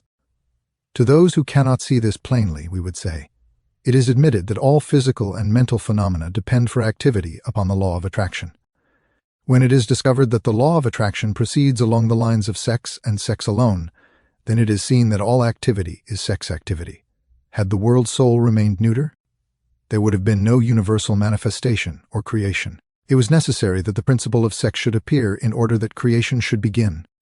It is only by the constant and continuous action and reaction of the two sex principles in nature that creation, process, becoming, and change is possible. And as all things are but the products of change, process, becoming, and creation, it follows that without sex there would have been no things in the universe, and in that even the world's soul would have abided apart, alone, and single, until the end of its days. With the introduction of sex came the beginning of generation and creation, under which the one became the many, and sameness became variety, and diversity. The ancient teachings furnish the only logical explanation of creation. The one becomes the two, and from the two proceed the many. Part 5. The One and the Many. In the secret doctrine of the Rosicrucians we find the following fourth aphorism. The fourth aphorism 4. The one becomes many. The unity becomes diversity. The identical becomes variety. Yet the many remains one. The diversity remains unity. And the variety remains identical. In this fourth aphorism of creation, the Rosicrucian is directed to apply his attention to the concept of the world soul, the first manifestation of the eternal parent, as a one manifesting as many, a unity manifesting as diversity, an identical manifesting as variety, yet ever remaining one, unity and identical. The concept of the world soul, so manifesting itself in manifoldness, diversity, and variety, yet ever remaining one, unity and identical, is represented by the Rosicrucians by the symbol of a small circle within a larger circle, the smaller circle being filled with tiny points or centers of manifestation. The outer circle is, of course, the infinite unmanifest. The smaller circle, of course, being the world soul, and the small dots, or points, being the individualized centers of life, being, and activity manifested by the world soul. That all beings are in truth, but expressions of the one being, centers of consciousness, form, and activity within itself, is a fundamental tenet of all occult and esoteric teaching. That all being is one, all life one, all form one, all consciousness one, is known to all true disciples of the occult and esoteric teachings of the past and present, Occidental and Oriental philosophical and theological. Hidden behind and under the orthodox, exoteric teachings, there is always to be found this insistence upon essential oneness on the part of the inner teachings of all schools. That there is but one life and not many lives is a fundamental article of all occult and esoteric faith. The one life, moreover, is not to be thought of as dividing and splitting itself up into bits, parts, and particles in order to accomplish the process of creation and the manifestation of the world. Instead, it is to be thought of as merely reflecting itself in the many individual mirrors of expression. Just as the sun reflects itself as one in the millions of falling raindrops or in a million tiny jars filled with water. There are millions of reflections of the one, but only the one in reality, or using another figure of speech, the one may be thought of as an infinite ocean of being, in which there are millions of tiny bubbles, each apparently apart and separate, but all of which are in reality but centers of activity and expression in the one great ocean. Separateness is, to quote a writer, but the working fiction of creation. All the apparently separated things are contained within the circle of the world soul, and the latter is contained within the circle of the infinite unmanifest. Not only is this esoteric conception of the many in one, and the one in many a fundamental conception of the ancient esoteric and occult teachings, but the same truth in another form is presented by advanced modern science, in its conception of the universal substance. Science postulates the existence of a universal substance, known under many names, from which all things proceed. It matters not whether this universal substance be called primordial substance, or infinite and eternal energy, or the universal ether. The fact remains that science postulates its existence as a fundamental, substantial something, of, and in which all forms and phases of phenomenal existence are but manifestations. In the same way, those schools of transcendental philosophy which postulate the existence of a universal mind teach that all forms and phases of phenomenal existence are but thought forms in the universal mind. And the old Brahmanical teachings likewise hold that the many exist but as incidents of the dream or meditation of the Lord High Brahma. In all forms, phases, and schools of philosophy, we find this insistence upon the presence and existence of a one, something of which all else are but manifestations. In fact, as the wisest philosophers have informed us, the whole purpose of philosophy is to discover the one unconditioned ground of all that exists conditionally. All philosophy worthy of the name is monistic in essence. A leading authority on the history of philosophy informs us that monism is, in strictness, a name applicable to any system of thought which sees in the universe the manifestation or working of a single principle. Such a unity may be at once the tacit presupposition and the goal of all philosophical effort, and insofar as a philosophy fails to harmonize the apparently independent and even conflicting facts of experience as aspects or elements within a larger whole, it must be held to fall short of the necessary ideal of thought. Dualism, in an ultimate metaphysical reference, is a confession of the failure of philosophy to achieve its proper task, and this is a justification of those who consistently use the word as a term of reproach. And now, let us take a brief passing glance at the Rosicrucian teachings concerning the manner in which the one proceeded to become the many, the unity to become diversity, the identical to become variety, and yet remain. The one, unity, identity of the world's soul, unaffected and unchanged by its plunge into manifestation.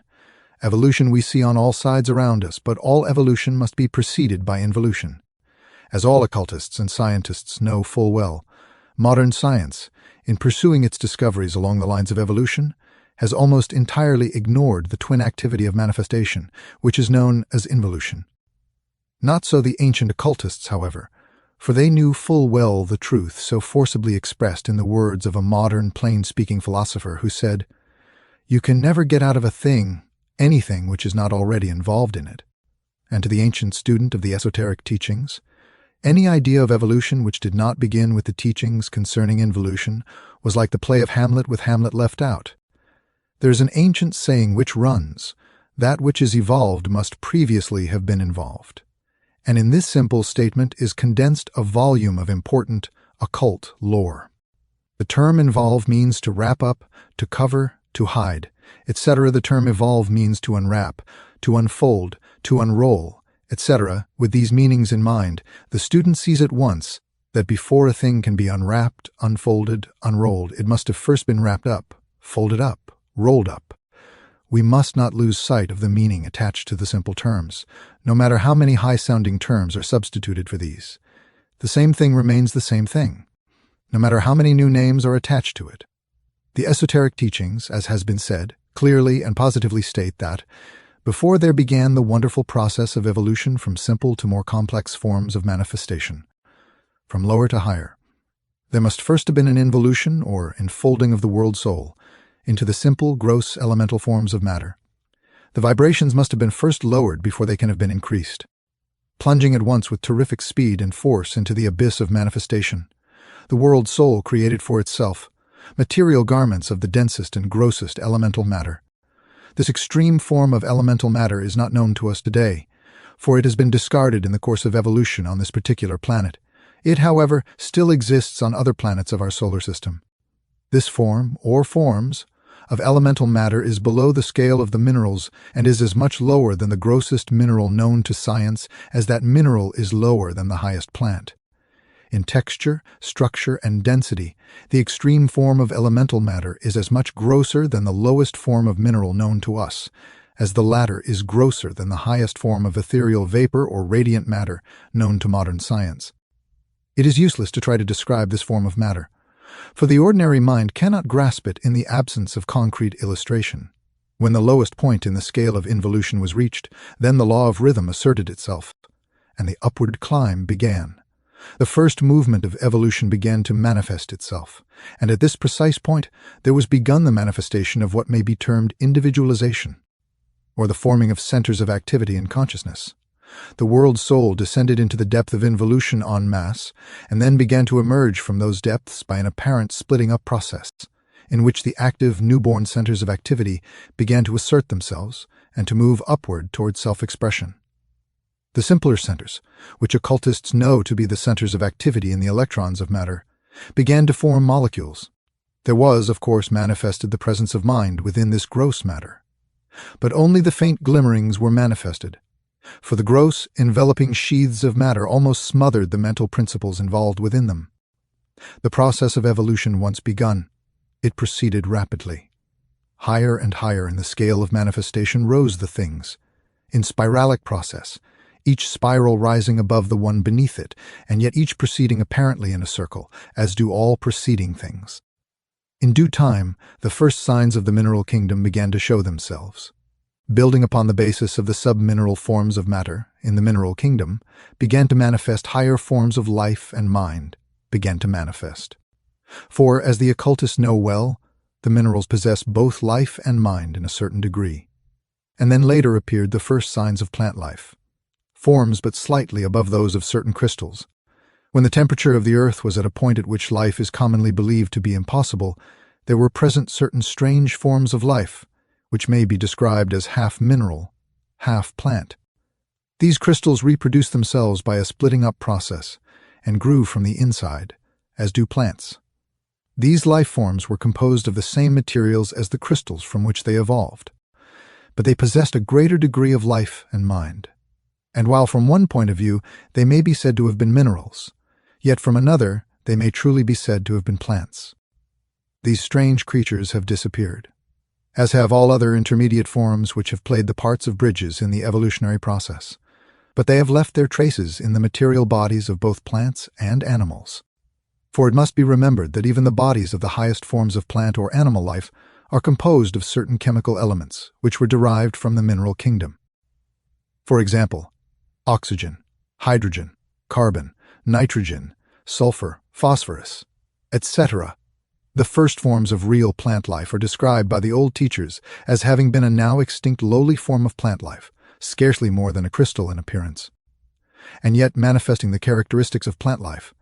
Then appeared the ancestors of what are now known as the clomacia, which are a strange group of lowly creatures comprising the characteristics of both plant and mineral life, and being found even today in the deposits upon damp rocks. The bark of trees, etc. From this and simpler creatures evolved the ancestors of what are now known as the angiospores, or lowest forms of plant life, and later the ancestors of the gymnospores, which are probably the lowest forms of animal life known to science today. The process of evolution is caused by the constant striving of the life and mind within the sheaths of matter, the striving to express more and still more of themselves, and to mold and use the sheaths of matter in the work of self-expression. Protoplasm, the physical basis of plant and animal life, was evolved in this way. Then came the single-celled creature which dwelt in the slime of the ancient ocean beds. Then forms of life, composed of colonies of cells, appeared, then more complex forms of cell combination, and so on and on, until the highest forms of life known to us today were evolved. Finally, primitive man was evolved. Then man began to improve in mind and feeling, and he is still making progress along these lines. But man of today is merely a high stage of the evolutionary process, and he, in turn, will be succeeded by the supermen of the future, and these in turn by the godlike angelic creatures.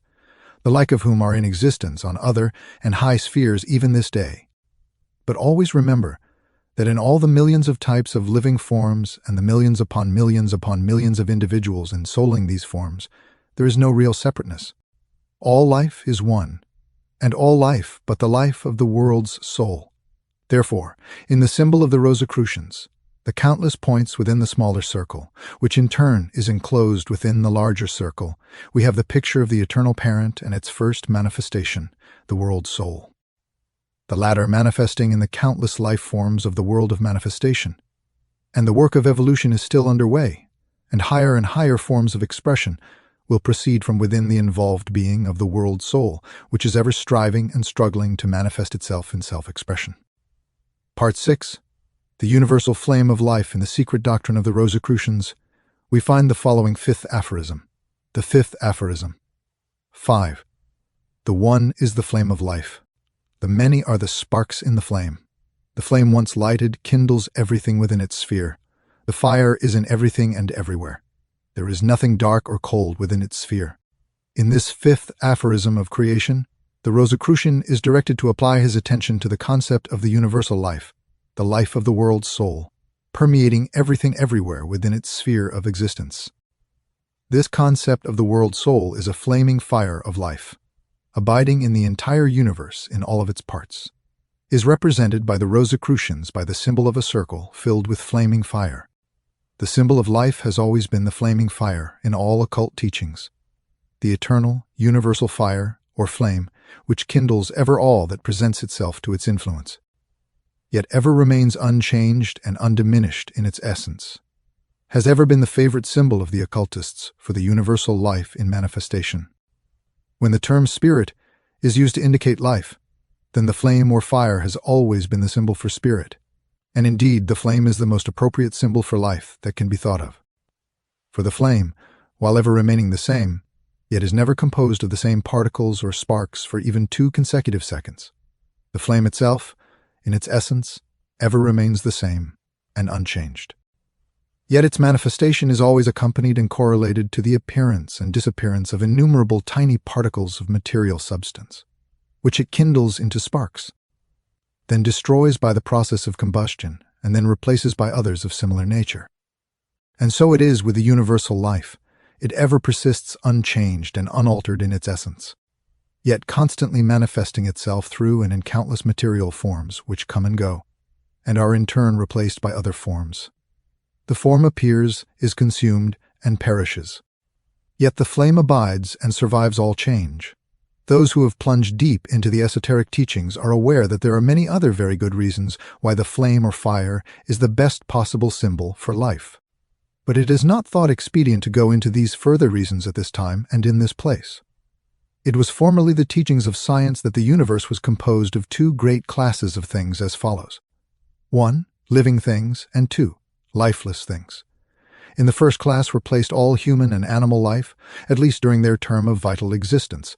Plants were afterward added, though somewhat grudgingly, by science. In the second class, all things below the plane of animal or plant life were placed, it being taught that minerals, chemical elements, etc. were utterly lifeless. Any who ventured to question this accepted classification were deemed of unsound mind and unworthy of serious consideration. But the esoteric schools of thought and the occultists were always insistent upon the principle that there was nothing lifeless in the universe, that everything was instinct with life in some form, degree, or phase. And lo, modern science has at last reached the point where it is practically looking occultism squarely in the face, in full agreement upon this important point. The old idea of a half-lifeless universe is fast passing away, and men of advanced science are beginning to whisper to each other that the universe is alive as a whole and in all of its parts. Surely this is a remarkable change in scientific opinion. This changed conception of science is picturesquely expressed by Luther Burbank, the wizard of plant life, as follows. All my investigations have led me away from the idea of a dead material universe tossed about by various forces, to that of a universe which is absolutely all force, life, soul, thought, or whatever name we may choose to call it. Every atom, molecule, plant, animal, or planet is only an aggregation of organized unit forces, held in place by stronger forces, thus holding them for a time latent, though teeming with inconceivable power. All life on our planet is, so to speak, just on the outer fringe of this infinite ocean of force. The universe is not half dead, but all alive. Professor Dolbear goes back even to the ether of space in his assumption of omnipresent life, when he says, the ether has, besides the function of energy and motion, other inherent qualities, out of which could emerge under proper circumstances other phenomena such as life, mind, or whatever may be in that substratum. Professor Cope has intimated that the basis of life lies back of the atoms and may be found in the universal ether. Salibi, in his well-known work of evolution, in which he carries to its logical conclusions the work of Herbert Spencer, says, life is potential in matter. Life energy is not a thing unique and created at a particular time in the past. If evolution be true, living matter has been evolved by natural processes from matter, which is apparently dead. But if life is potential in matter, it is 1,000 times more evident that mind is potential in life. The evolutionist is impelled to believe that mind is potential in matter. I adopt that form of words for the moment, but not without future criticism. The microscopic cell, a minute speck of matter, that is to become man, has in it the promise and germ of mind. May we not draw the inference that the elements of mind are present in those chemical elements, carbon, oxygen, hydrogen, nitrogen, sulfur, phosphorus, sodium, potassium, chlorine, which are found in the cell. Not only must we do so, but we must go further, since we know that each of these elements and every other is built up out of one invariable unit, the electron. And we must therefore assert that mind is potential in the unit of matter, the electron itself. It is to assert the sublime truth first perceived by Spinoza that mind and matter are the warp and woof of what Goethe calls the living garment of God. Both are complementary expressions of the unknowable reality which underlies both. Flammarion has said, the universe is a dynamism. Life itself, from the most rudimentary cell up to the most complicated organism, is a special kind of movement. A movement determined and organized by a directing force. Visible matter, which stands for us at the present moment for the universe, and which certain classic doctrines consider as the origin of all things. Movement, life, thought, is only a word void of meaning. The universe is a great organism controlled by a dynamism of the psychical order. Mind gleams through its every atom. There is mind in everything, not only in human and animal life, but in plants, in minerals, in space. The student must always remember that where there is mind, there must be life. And where life, there must be mind. Hence the importance of these admissions of modern science. Haeckel, in his Riddle of the Universe, sometimes called the Bible of Materialism, makes the following statement, remarkable coming from such a source. I cannot imagine the simplest chemical and physical process without attributing the movements of the material particles to unconscious sensation. Again, he says, the idea of chemical affinity consists in the fact that the various chemical elements perceive the qualitative differences in other elements, experience pleasure or revulsion at contact with them, and execute specific movements on this ground. He adds, at another point, the sensations and responses in plant and animal life are connected by a long series of evolutionary stages, with the simpler forms of sensation that we find in the inorganic elements, and that reveal themselves in chemical affinity. He quotes with approval the statement of Nageli that if the molecules possess something that is related, however distantly, to sensation, it must be uncomfortable to be able to follow their attractions and repulsions. Uncomfortable when they are forced to do otherwise. But not only is modern science giving approval to the oldest conceptions of the occultists concerning universal life in the manner mentioned above, in other words, by general statements, it is also quoting with approval the experiments and discoveries of leading scientists along the same line, experiments which go to prove the general statements above quoted. Let us consider a few of these experiments and discoveries in the laboratories of modern science. Science has practically created counterparts of the diatoms, or living crystals, created artificially in the laboratories, creatures similar to these. Links between the mineral and the animal forms. The diatoms are tiny geometrical forms, composed of a tiny shell of siliceous material enclosing a minute drop of plasm, resembling glue. These creatures are visible through the microscope and are so small that thousands of them might be gathered together on the head of a pin. They so closely resemble crystals that a very careful examination is required to distinguish them from true crystals, and yet they are alive, and they perform all the functions of life. Crystals, as you know, are born, grow, live and may be killed by chemicals or electricity. Some investigators have discovered indications of elementary sex functions in certain crystals. A scientific writer has said, "Crystallization, as we are to learn now, is not a mere mechanical grouping of dead atoms. It is a birth. The crystal forms from the mother liquor, and its body is built up systematically, regularly, and according to a well-defined pattern, plan, or design, as true to the pattern as are the bodies of plants and animals. The certainty is present in the crystal's creative life activity. And not only does the crystal grow in this way, like a plant or an animal, but it also reproduces itself by separation and division, just as do the individuals of the lower forms of plant life and animal life. The distinguishing point between the growth and reproduction of crystal forms and that of the higher forms of life has, heretofore, been held to be as follows. The crystal takes its nourishment from the outside and builds up its bodily structure on its outer surface, while the lowly forms of plant life and animal life take their nourishment from the outside but build up their bodily structure from within. If the crystal had a soft center and took its nourishment in the way of the low form of plant life or animal life, building from within, it would be almost identical with the diatom. Or, if the diatom grew from the outside and had a hard center, it would be considered a true crystal. So as you see, there is very little real difference between them. And now, lo, even this distinction is apparently to be wiped out by the discovery of artificial living crystals evolved in the laboratory.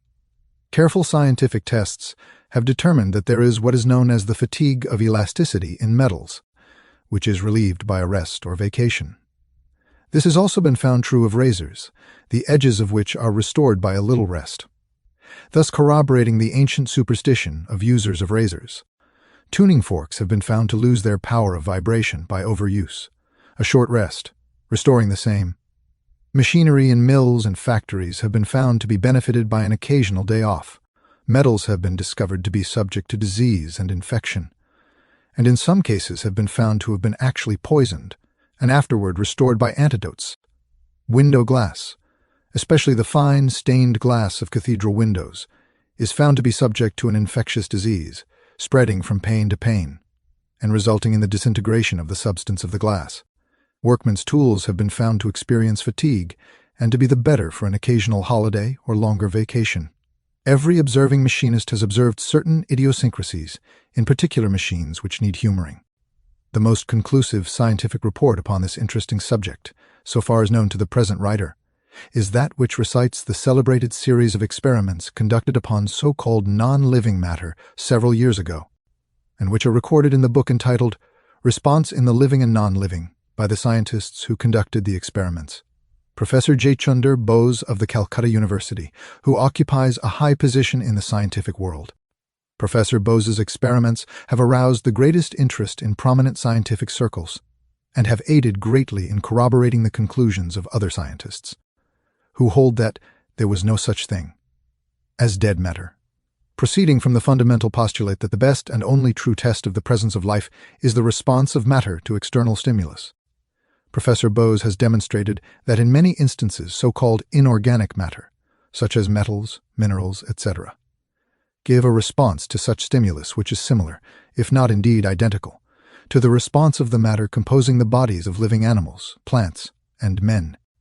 He devised certain very delicate apparatus for registering and measuring such responses, the same being traced as curves on a revolving cylinder. He employed that most delicate scientific instrument called the galvanometer in these experiments. The galvanometer will register the faintest irritation of nerve matter, or living muscle, and the experiments prove that it would also register the variations of minerals, metals, etc., subjected to the stimulus of outside force, the curves or tracings being practically identical in either case.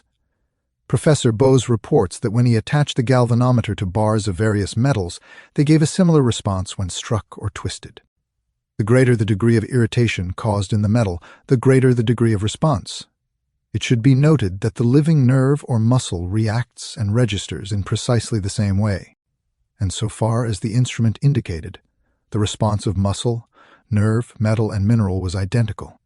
Just as the nerve or muscle registered fatigue after frequently repeated stimulus, so did the metal or mineral so register. And just as the nerve or muscle registered the renewal of vigor after a rest, so did the metal or mineral. To all intents and purposes, the living and non-living matter gave the same response and evidence of life. Moreover, the instrument showed something like tetanus in metals, caused by repeated shocks, recovery after the rest being also recorded. Moreover, several metals recorded fatigue from other causes, and in some cases, the metals showed the effect of poisoning, recovery by the application of antidotes, and also the signs of excitement or intoxication from other forms of stimulus. The experiments also showed that metals manifest a condition akin to sleep, that they can be killed, that they exhibit torpor and sluggishness, that they wake up and can be roused into activity, that they may be stimulated, strengthened, weakened, drugged, or intoxicated, that they suffer from extreme cold or heat, that they respond to the presence of certain drugs just as do living plants and animals. A piece of steel subjected to the effect of poison recorded on the delicate instrument, a gradual fluttering and weakening, resulting in final death, just as does a portion of animal matter, or an organ of the body of an animal, or a piece of the living substance of a plant. When revived before it was too late, the response of the metal was gradual in the case of both muscle and metal. A most interesting fact is the statement of the experimenter, that even the poisons which served to kill the metals showed a like susceptibility to the actions of other poisons, and were found to be themselves capable of being killed by poisons. In the case of these metal killings, however, the molecular structure was apparently not affected, just as the similar structure in the animal tissue is not affected. In both cases, there was apparently a causing of a something within, to cease to function in the substance, a something, which may as well be called a soul as any other term. Other scientific laboratory experiments have revealed most interesting facts concerning the production of living things from non-living matter. Dr. Charles Bastian of London, England, has prepared and exhibited more than 5,000 microphotographs showing the evolution of organic living forms from the inorganic, non-living, so-called. He claims to have produced certain microscopic black spots from a previously perfectly clear liquor, which spots gradually enlarge and are transformed into certain forms of lowly bacteria. Professor Burke of Cambridge, England, claims to have produced, from sterilized bouillon, by the action of sterilized radium chloride, certain minute living bodies which manifest subsequent growth and reproduction by subdivision. The ordinary student of chemistry and physics is familiar with what is called metallic vegetation, notably in the case of the lead tree, in which there is manifested the appearance of plant forms on the part of the acidulated solution of certain metallic substances. In the case of the lead tree, an acidulated solution of acetate of lead is placed in a wide-necked bottle, from the cork of which bottle a piece of copper wire is suspended, at the end of which dangles a piece of zinc, which hangs at the center of the lead solution. When the bottle is corked, the copper wire begins at once to be surrounded with a growth of metallic lead, closely resembling a very fine moss, which moss gradually develops branches and limbs, and finally foliage. In the end, a miniature bush or tree being formed. Other metallic solutions produce similar phenomena. Saltpeter, subjected to the effect of polarized light, assumes forms closely resembling the orchid. Crystals of frost form on window panes. The shapes of leaves, branches, foliage, blossoms, flowers, etc. Many metals tend to crystallize in the forms of vegetable growth, and this is particularly significant when it is remembered that crystals are beginning to be regarded as almost alive by modern science. As noted in a preceding paragraph of the present chapter, the scientific magazines a few years ago contained references to an interesting experiment performed by a German scientist using certain metallic salts. The scientists subjected the salts to the action of a galvanic current, and was astounded to discover that around the negative or cathode female pole of the battery, the particles of the metallic salt began to group themselves in the form of a tiny mushroom. With stem and umbrella-like top, these metallic mushrooms at first displayed a transparent appearance, but gradually developed color and finally assumed a pale straw color on the stems, with a bright red color on the top of the umbrella and a faint rose tint on the undersurface. But the most startling feature of the phenomenon was that the metallic mushroom had fine veins or tiny tubes running along the interior of the stems, through which the nourishment for growth was transported, the mushroom being fed from the inside, as in the case of the true fungus mushroom. It seemed that, to all intents and purposes, these metallic mushrooms were practically the connecting link between mineral and vegetable life. As has been stated elsewhere in this chapter, modern science now stands on the threshold of the discovery, by actual laboratory proof, that there is no such thing as lifeless matter, and that everything is alive. This has been the contention of the occultists for thousands of years. As a writer has said, it would seem that, as in the case of the Great Tunnel of the Alps, the two bands of workers, each on its own side of the mountain, and fast approaching the place where only a thin partition separated them one from another, could already faintly hear the sounds of each other's picks penetrating the thin dividing wall between the two camps. The occultist may now safely await the day when modern science will actually prove for him the old teaching of the esoteric schools.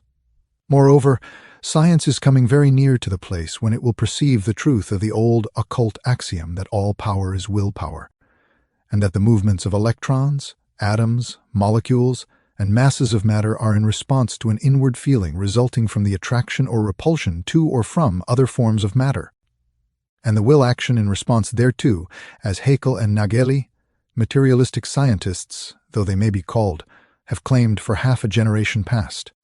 The contention of the materialists that life and mind are but qualities of matter, and are to be found in all forms of material objects, needs but to be inverted in order to show the truth long since uttered by the ancient occultists. Namely, that matter is but the outer garment of soul, life, mind, and that all material forms are ensouled by life and mind. The conception of the materialists is but the inverted pyramid of error, while the conception of the occultists is the firmly placed and soundly resting, true pyramid of truth, that rock of ages, which can never be overturned, for it rests squarely and firmly on the eternal base of being. Remember, O student, the Rosicrucian aphorism that the fire is in everything and everywhere. There is nothing dark or cold within its sphere. Part 7, The Planes of Consciousness. In the secret doctrine of the Rosicrucians, we find the following sixth aphorism. The sixth aphorism: as life is the essence of spirit, so is consciousness the essence of life. Spirit is one, yet it manifests in many forms of life. Life is one, yet it manifests in many forms of consciousness. While the forms of manifested consciousness are innumerable, yet the wise know consciousness to manifest on 7 planes. And these planes of consciousness are known to the wise as 1, the plane of the elements; 2, the plane of the minerals; 3, the plane of the plants; 4, the plane of the animals; 5, the plane of the human; 6, the plane of the demigods; 7, the plane of the gods. In this sixth aphorism of creation, the Rosicrucian is directed to apply his attention to the concept of life consciousness manifesting on its 7 planes. This concept is represented by the Rosicrucians by means of the symbol of a linked chain of 7 circles, each link penetrating the one on either side of it. The sixth aphorism wisely states that life is the essence of spirit, no matter what else spirit may be or may not be. It cannot be denied that spirit must possess the attribute of life in order to be spirit. Likewise, the aphorism states, consciousness is the essence of life, which is also self-evident. For no matter what else life may be or may not be, it cannot be denied that life must possess the attribute of life. A modern writer has well said that mind is the livingness of life. And of course, mind is naught but a term employed to indicate states of consciousness.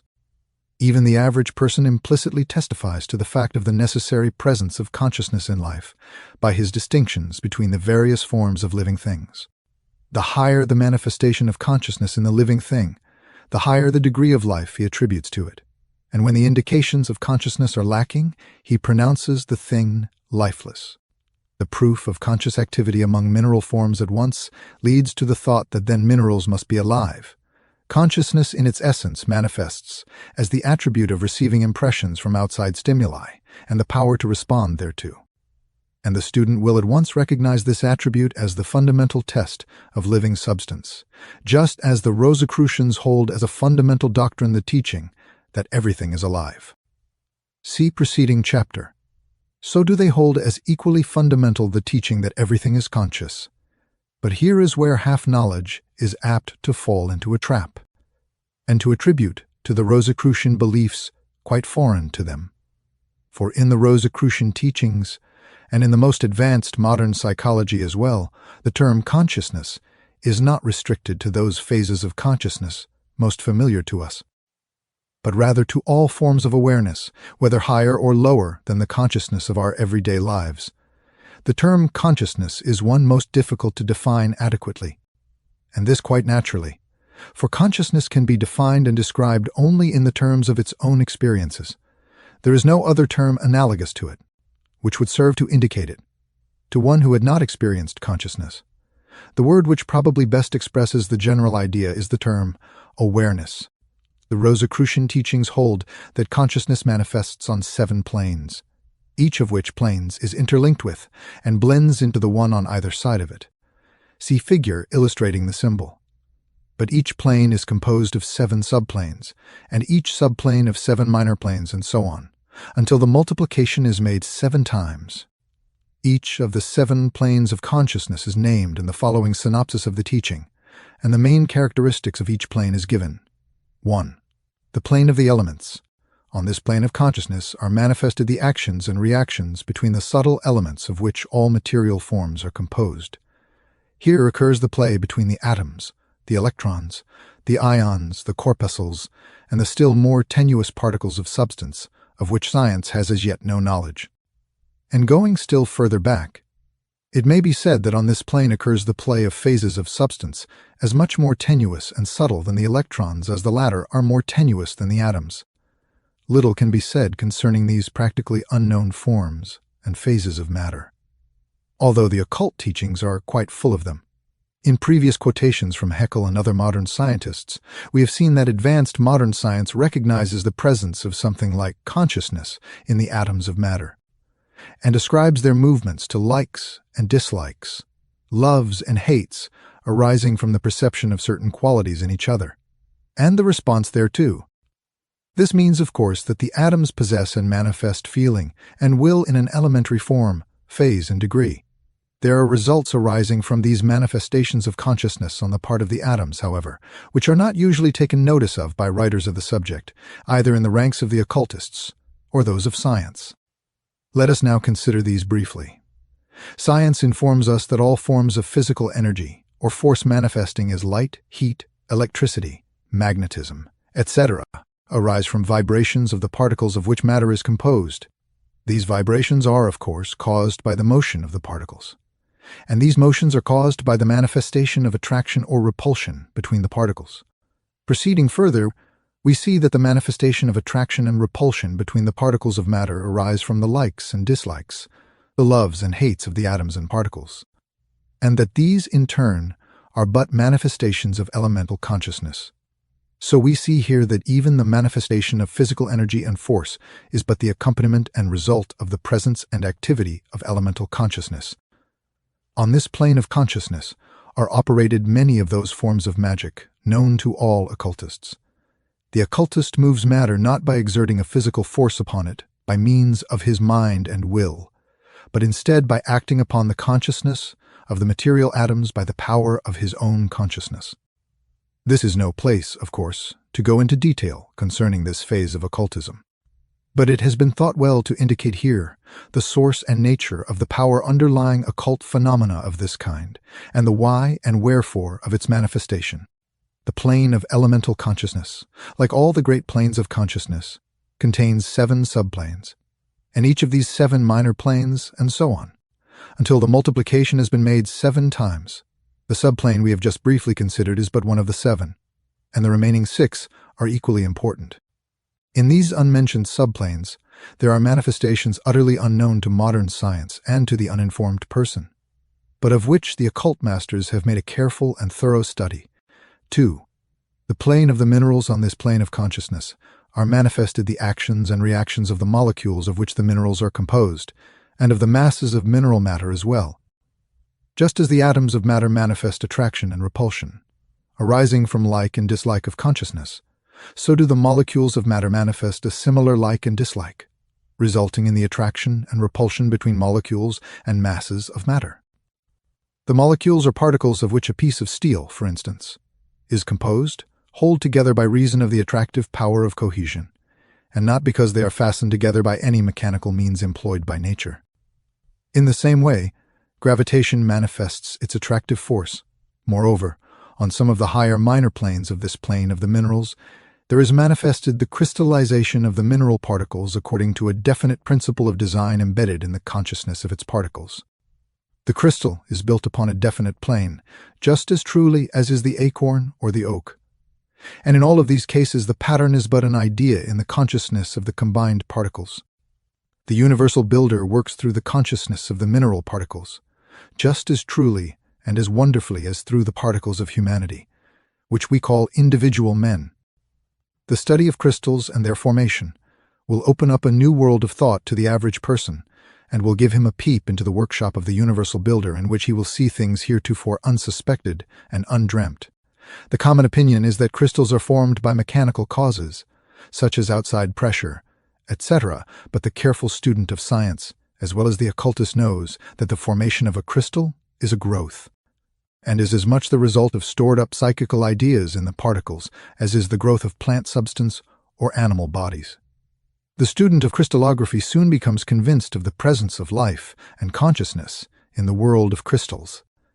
In the contemplation of the plane of mineral consciousness, the student must remember that there are forms of minerals far more gross than those visible to us on this earth, and also that there are forms and phases of mineral life far finer and higher than those with which we are familiar here. The occult teachings contain some very interesting information concerning these to us. Unknown mineral forms and manifestation. It may be mentioned here that the ancient alchemists, and some of the true modern alchemists, have found in the fact of mineral consciousness the missing link of their science. The occultist, having a comprehensive understanding of the consciousness of a metal or mineral, will be able to work transformations upon and through it, which would be impossible by means of chemistry or mechanical methods of treating metals. Here again is given a passing hint regarding a subject of tremendous importance. 3. The plane of the plants. On this plane of consciousness are manifested the actions and reactions of the protoplasmic cells of which the plants are composed. And on this plane, as all the other planes of consciousness, there are to be found high and low subplanes and subdivisions of the latter.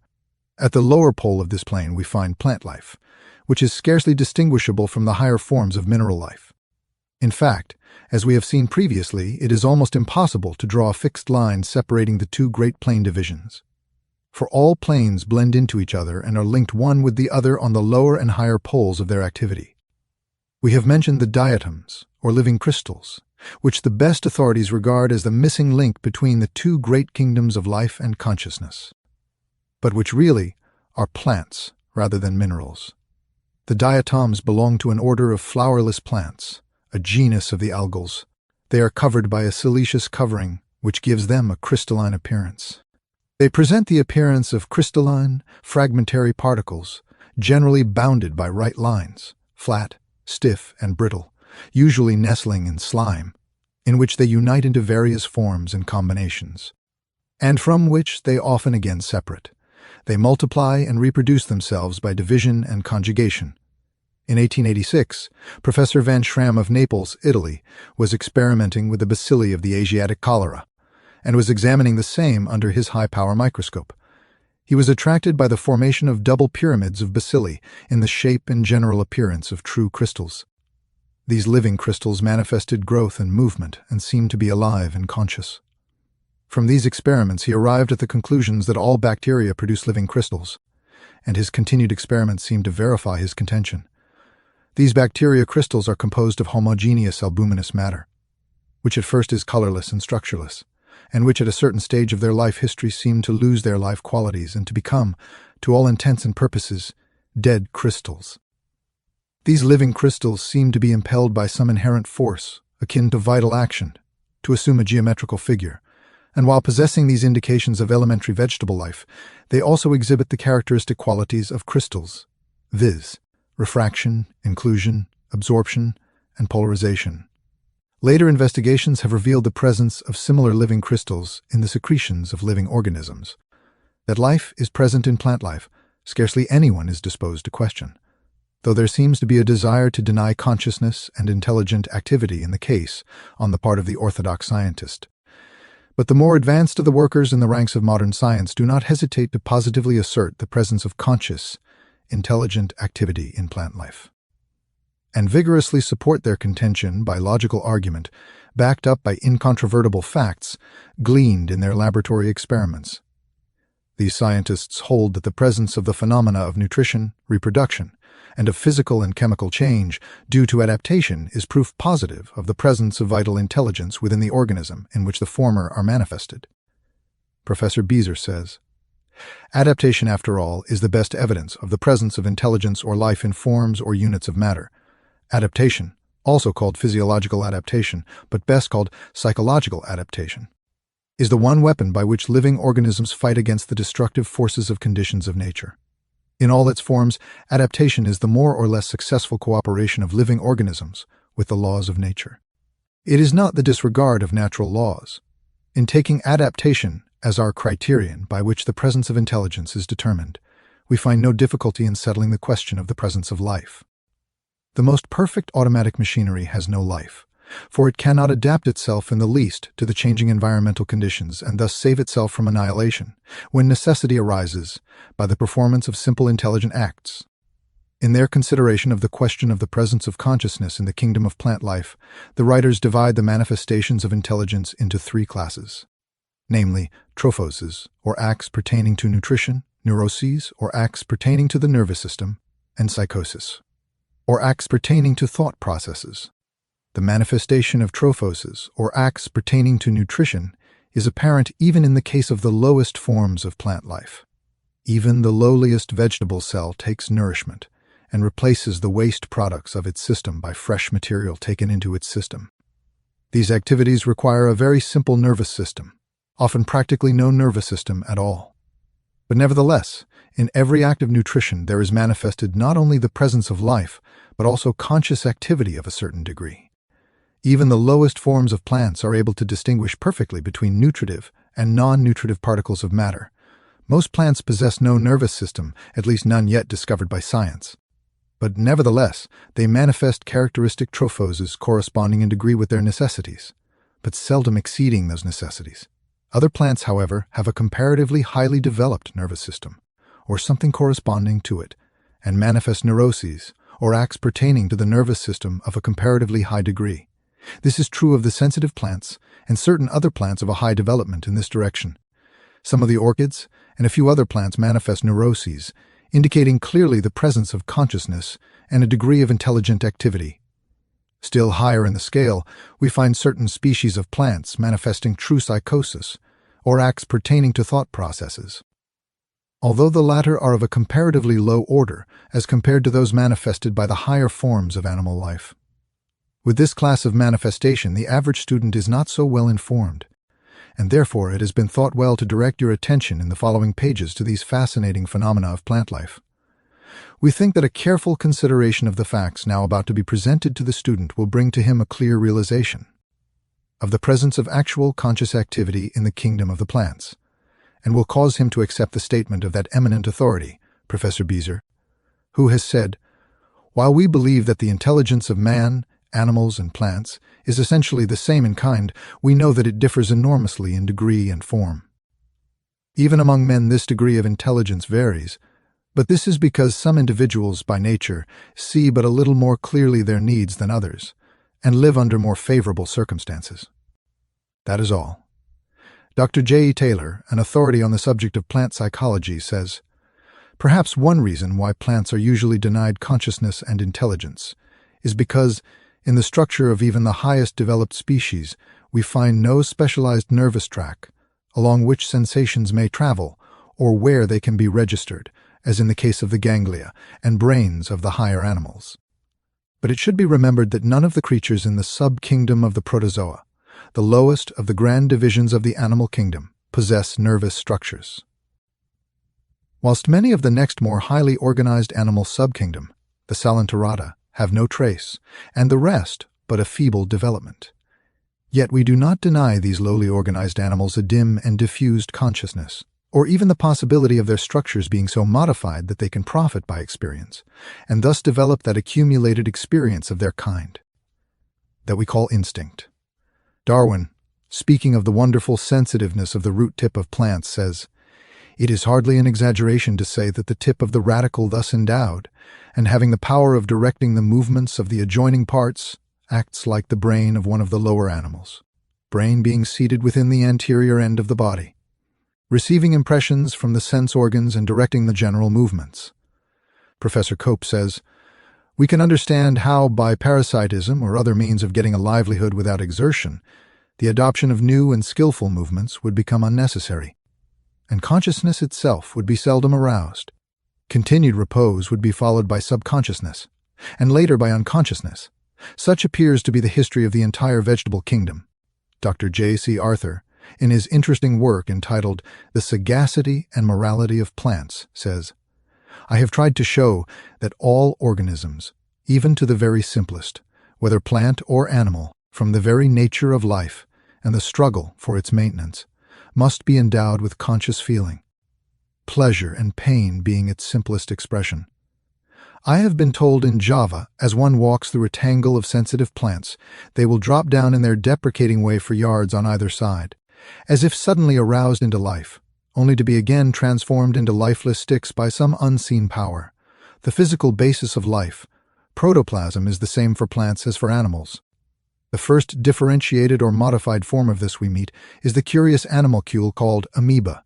As we watch its movements, we cannot refrain from ascribing to it some dim consciousness of the life it leads. But amoeboid structure is common even in the lowest kinds of plants, and amoeboid movements can be seen in some of its tissues. Witness also the habits and intelligent movements of the zoospores of seaweed and many other algae, and the locomotion of the antherozoids of mosses, ferns, etc. Not many years ago, these objects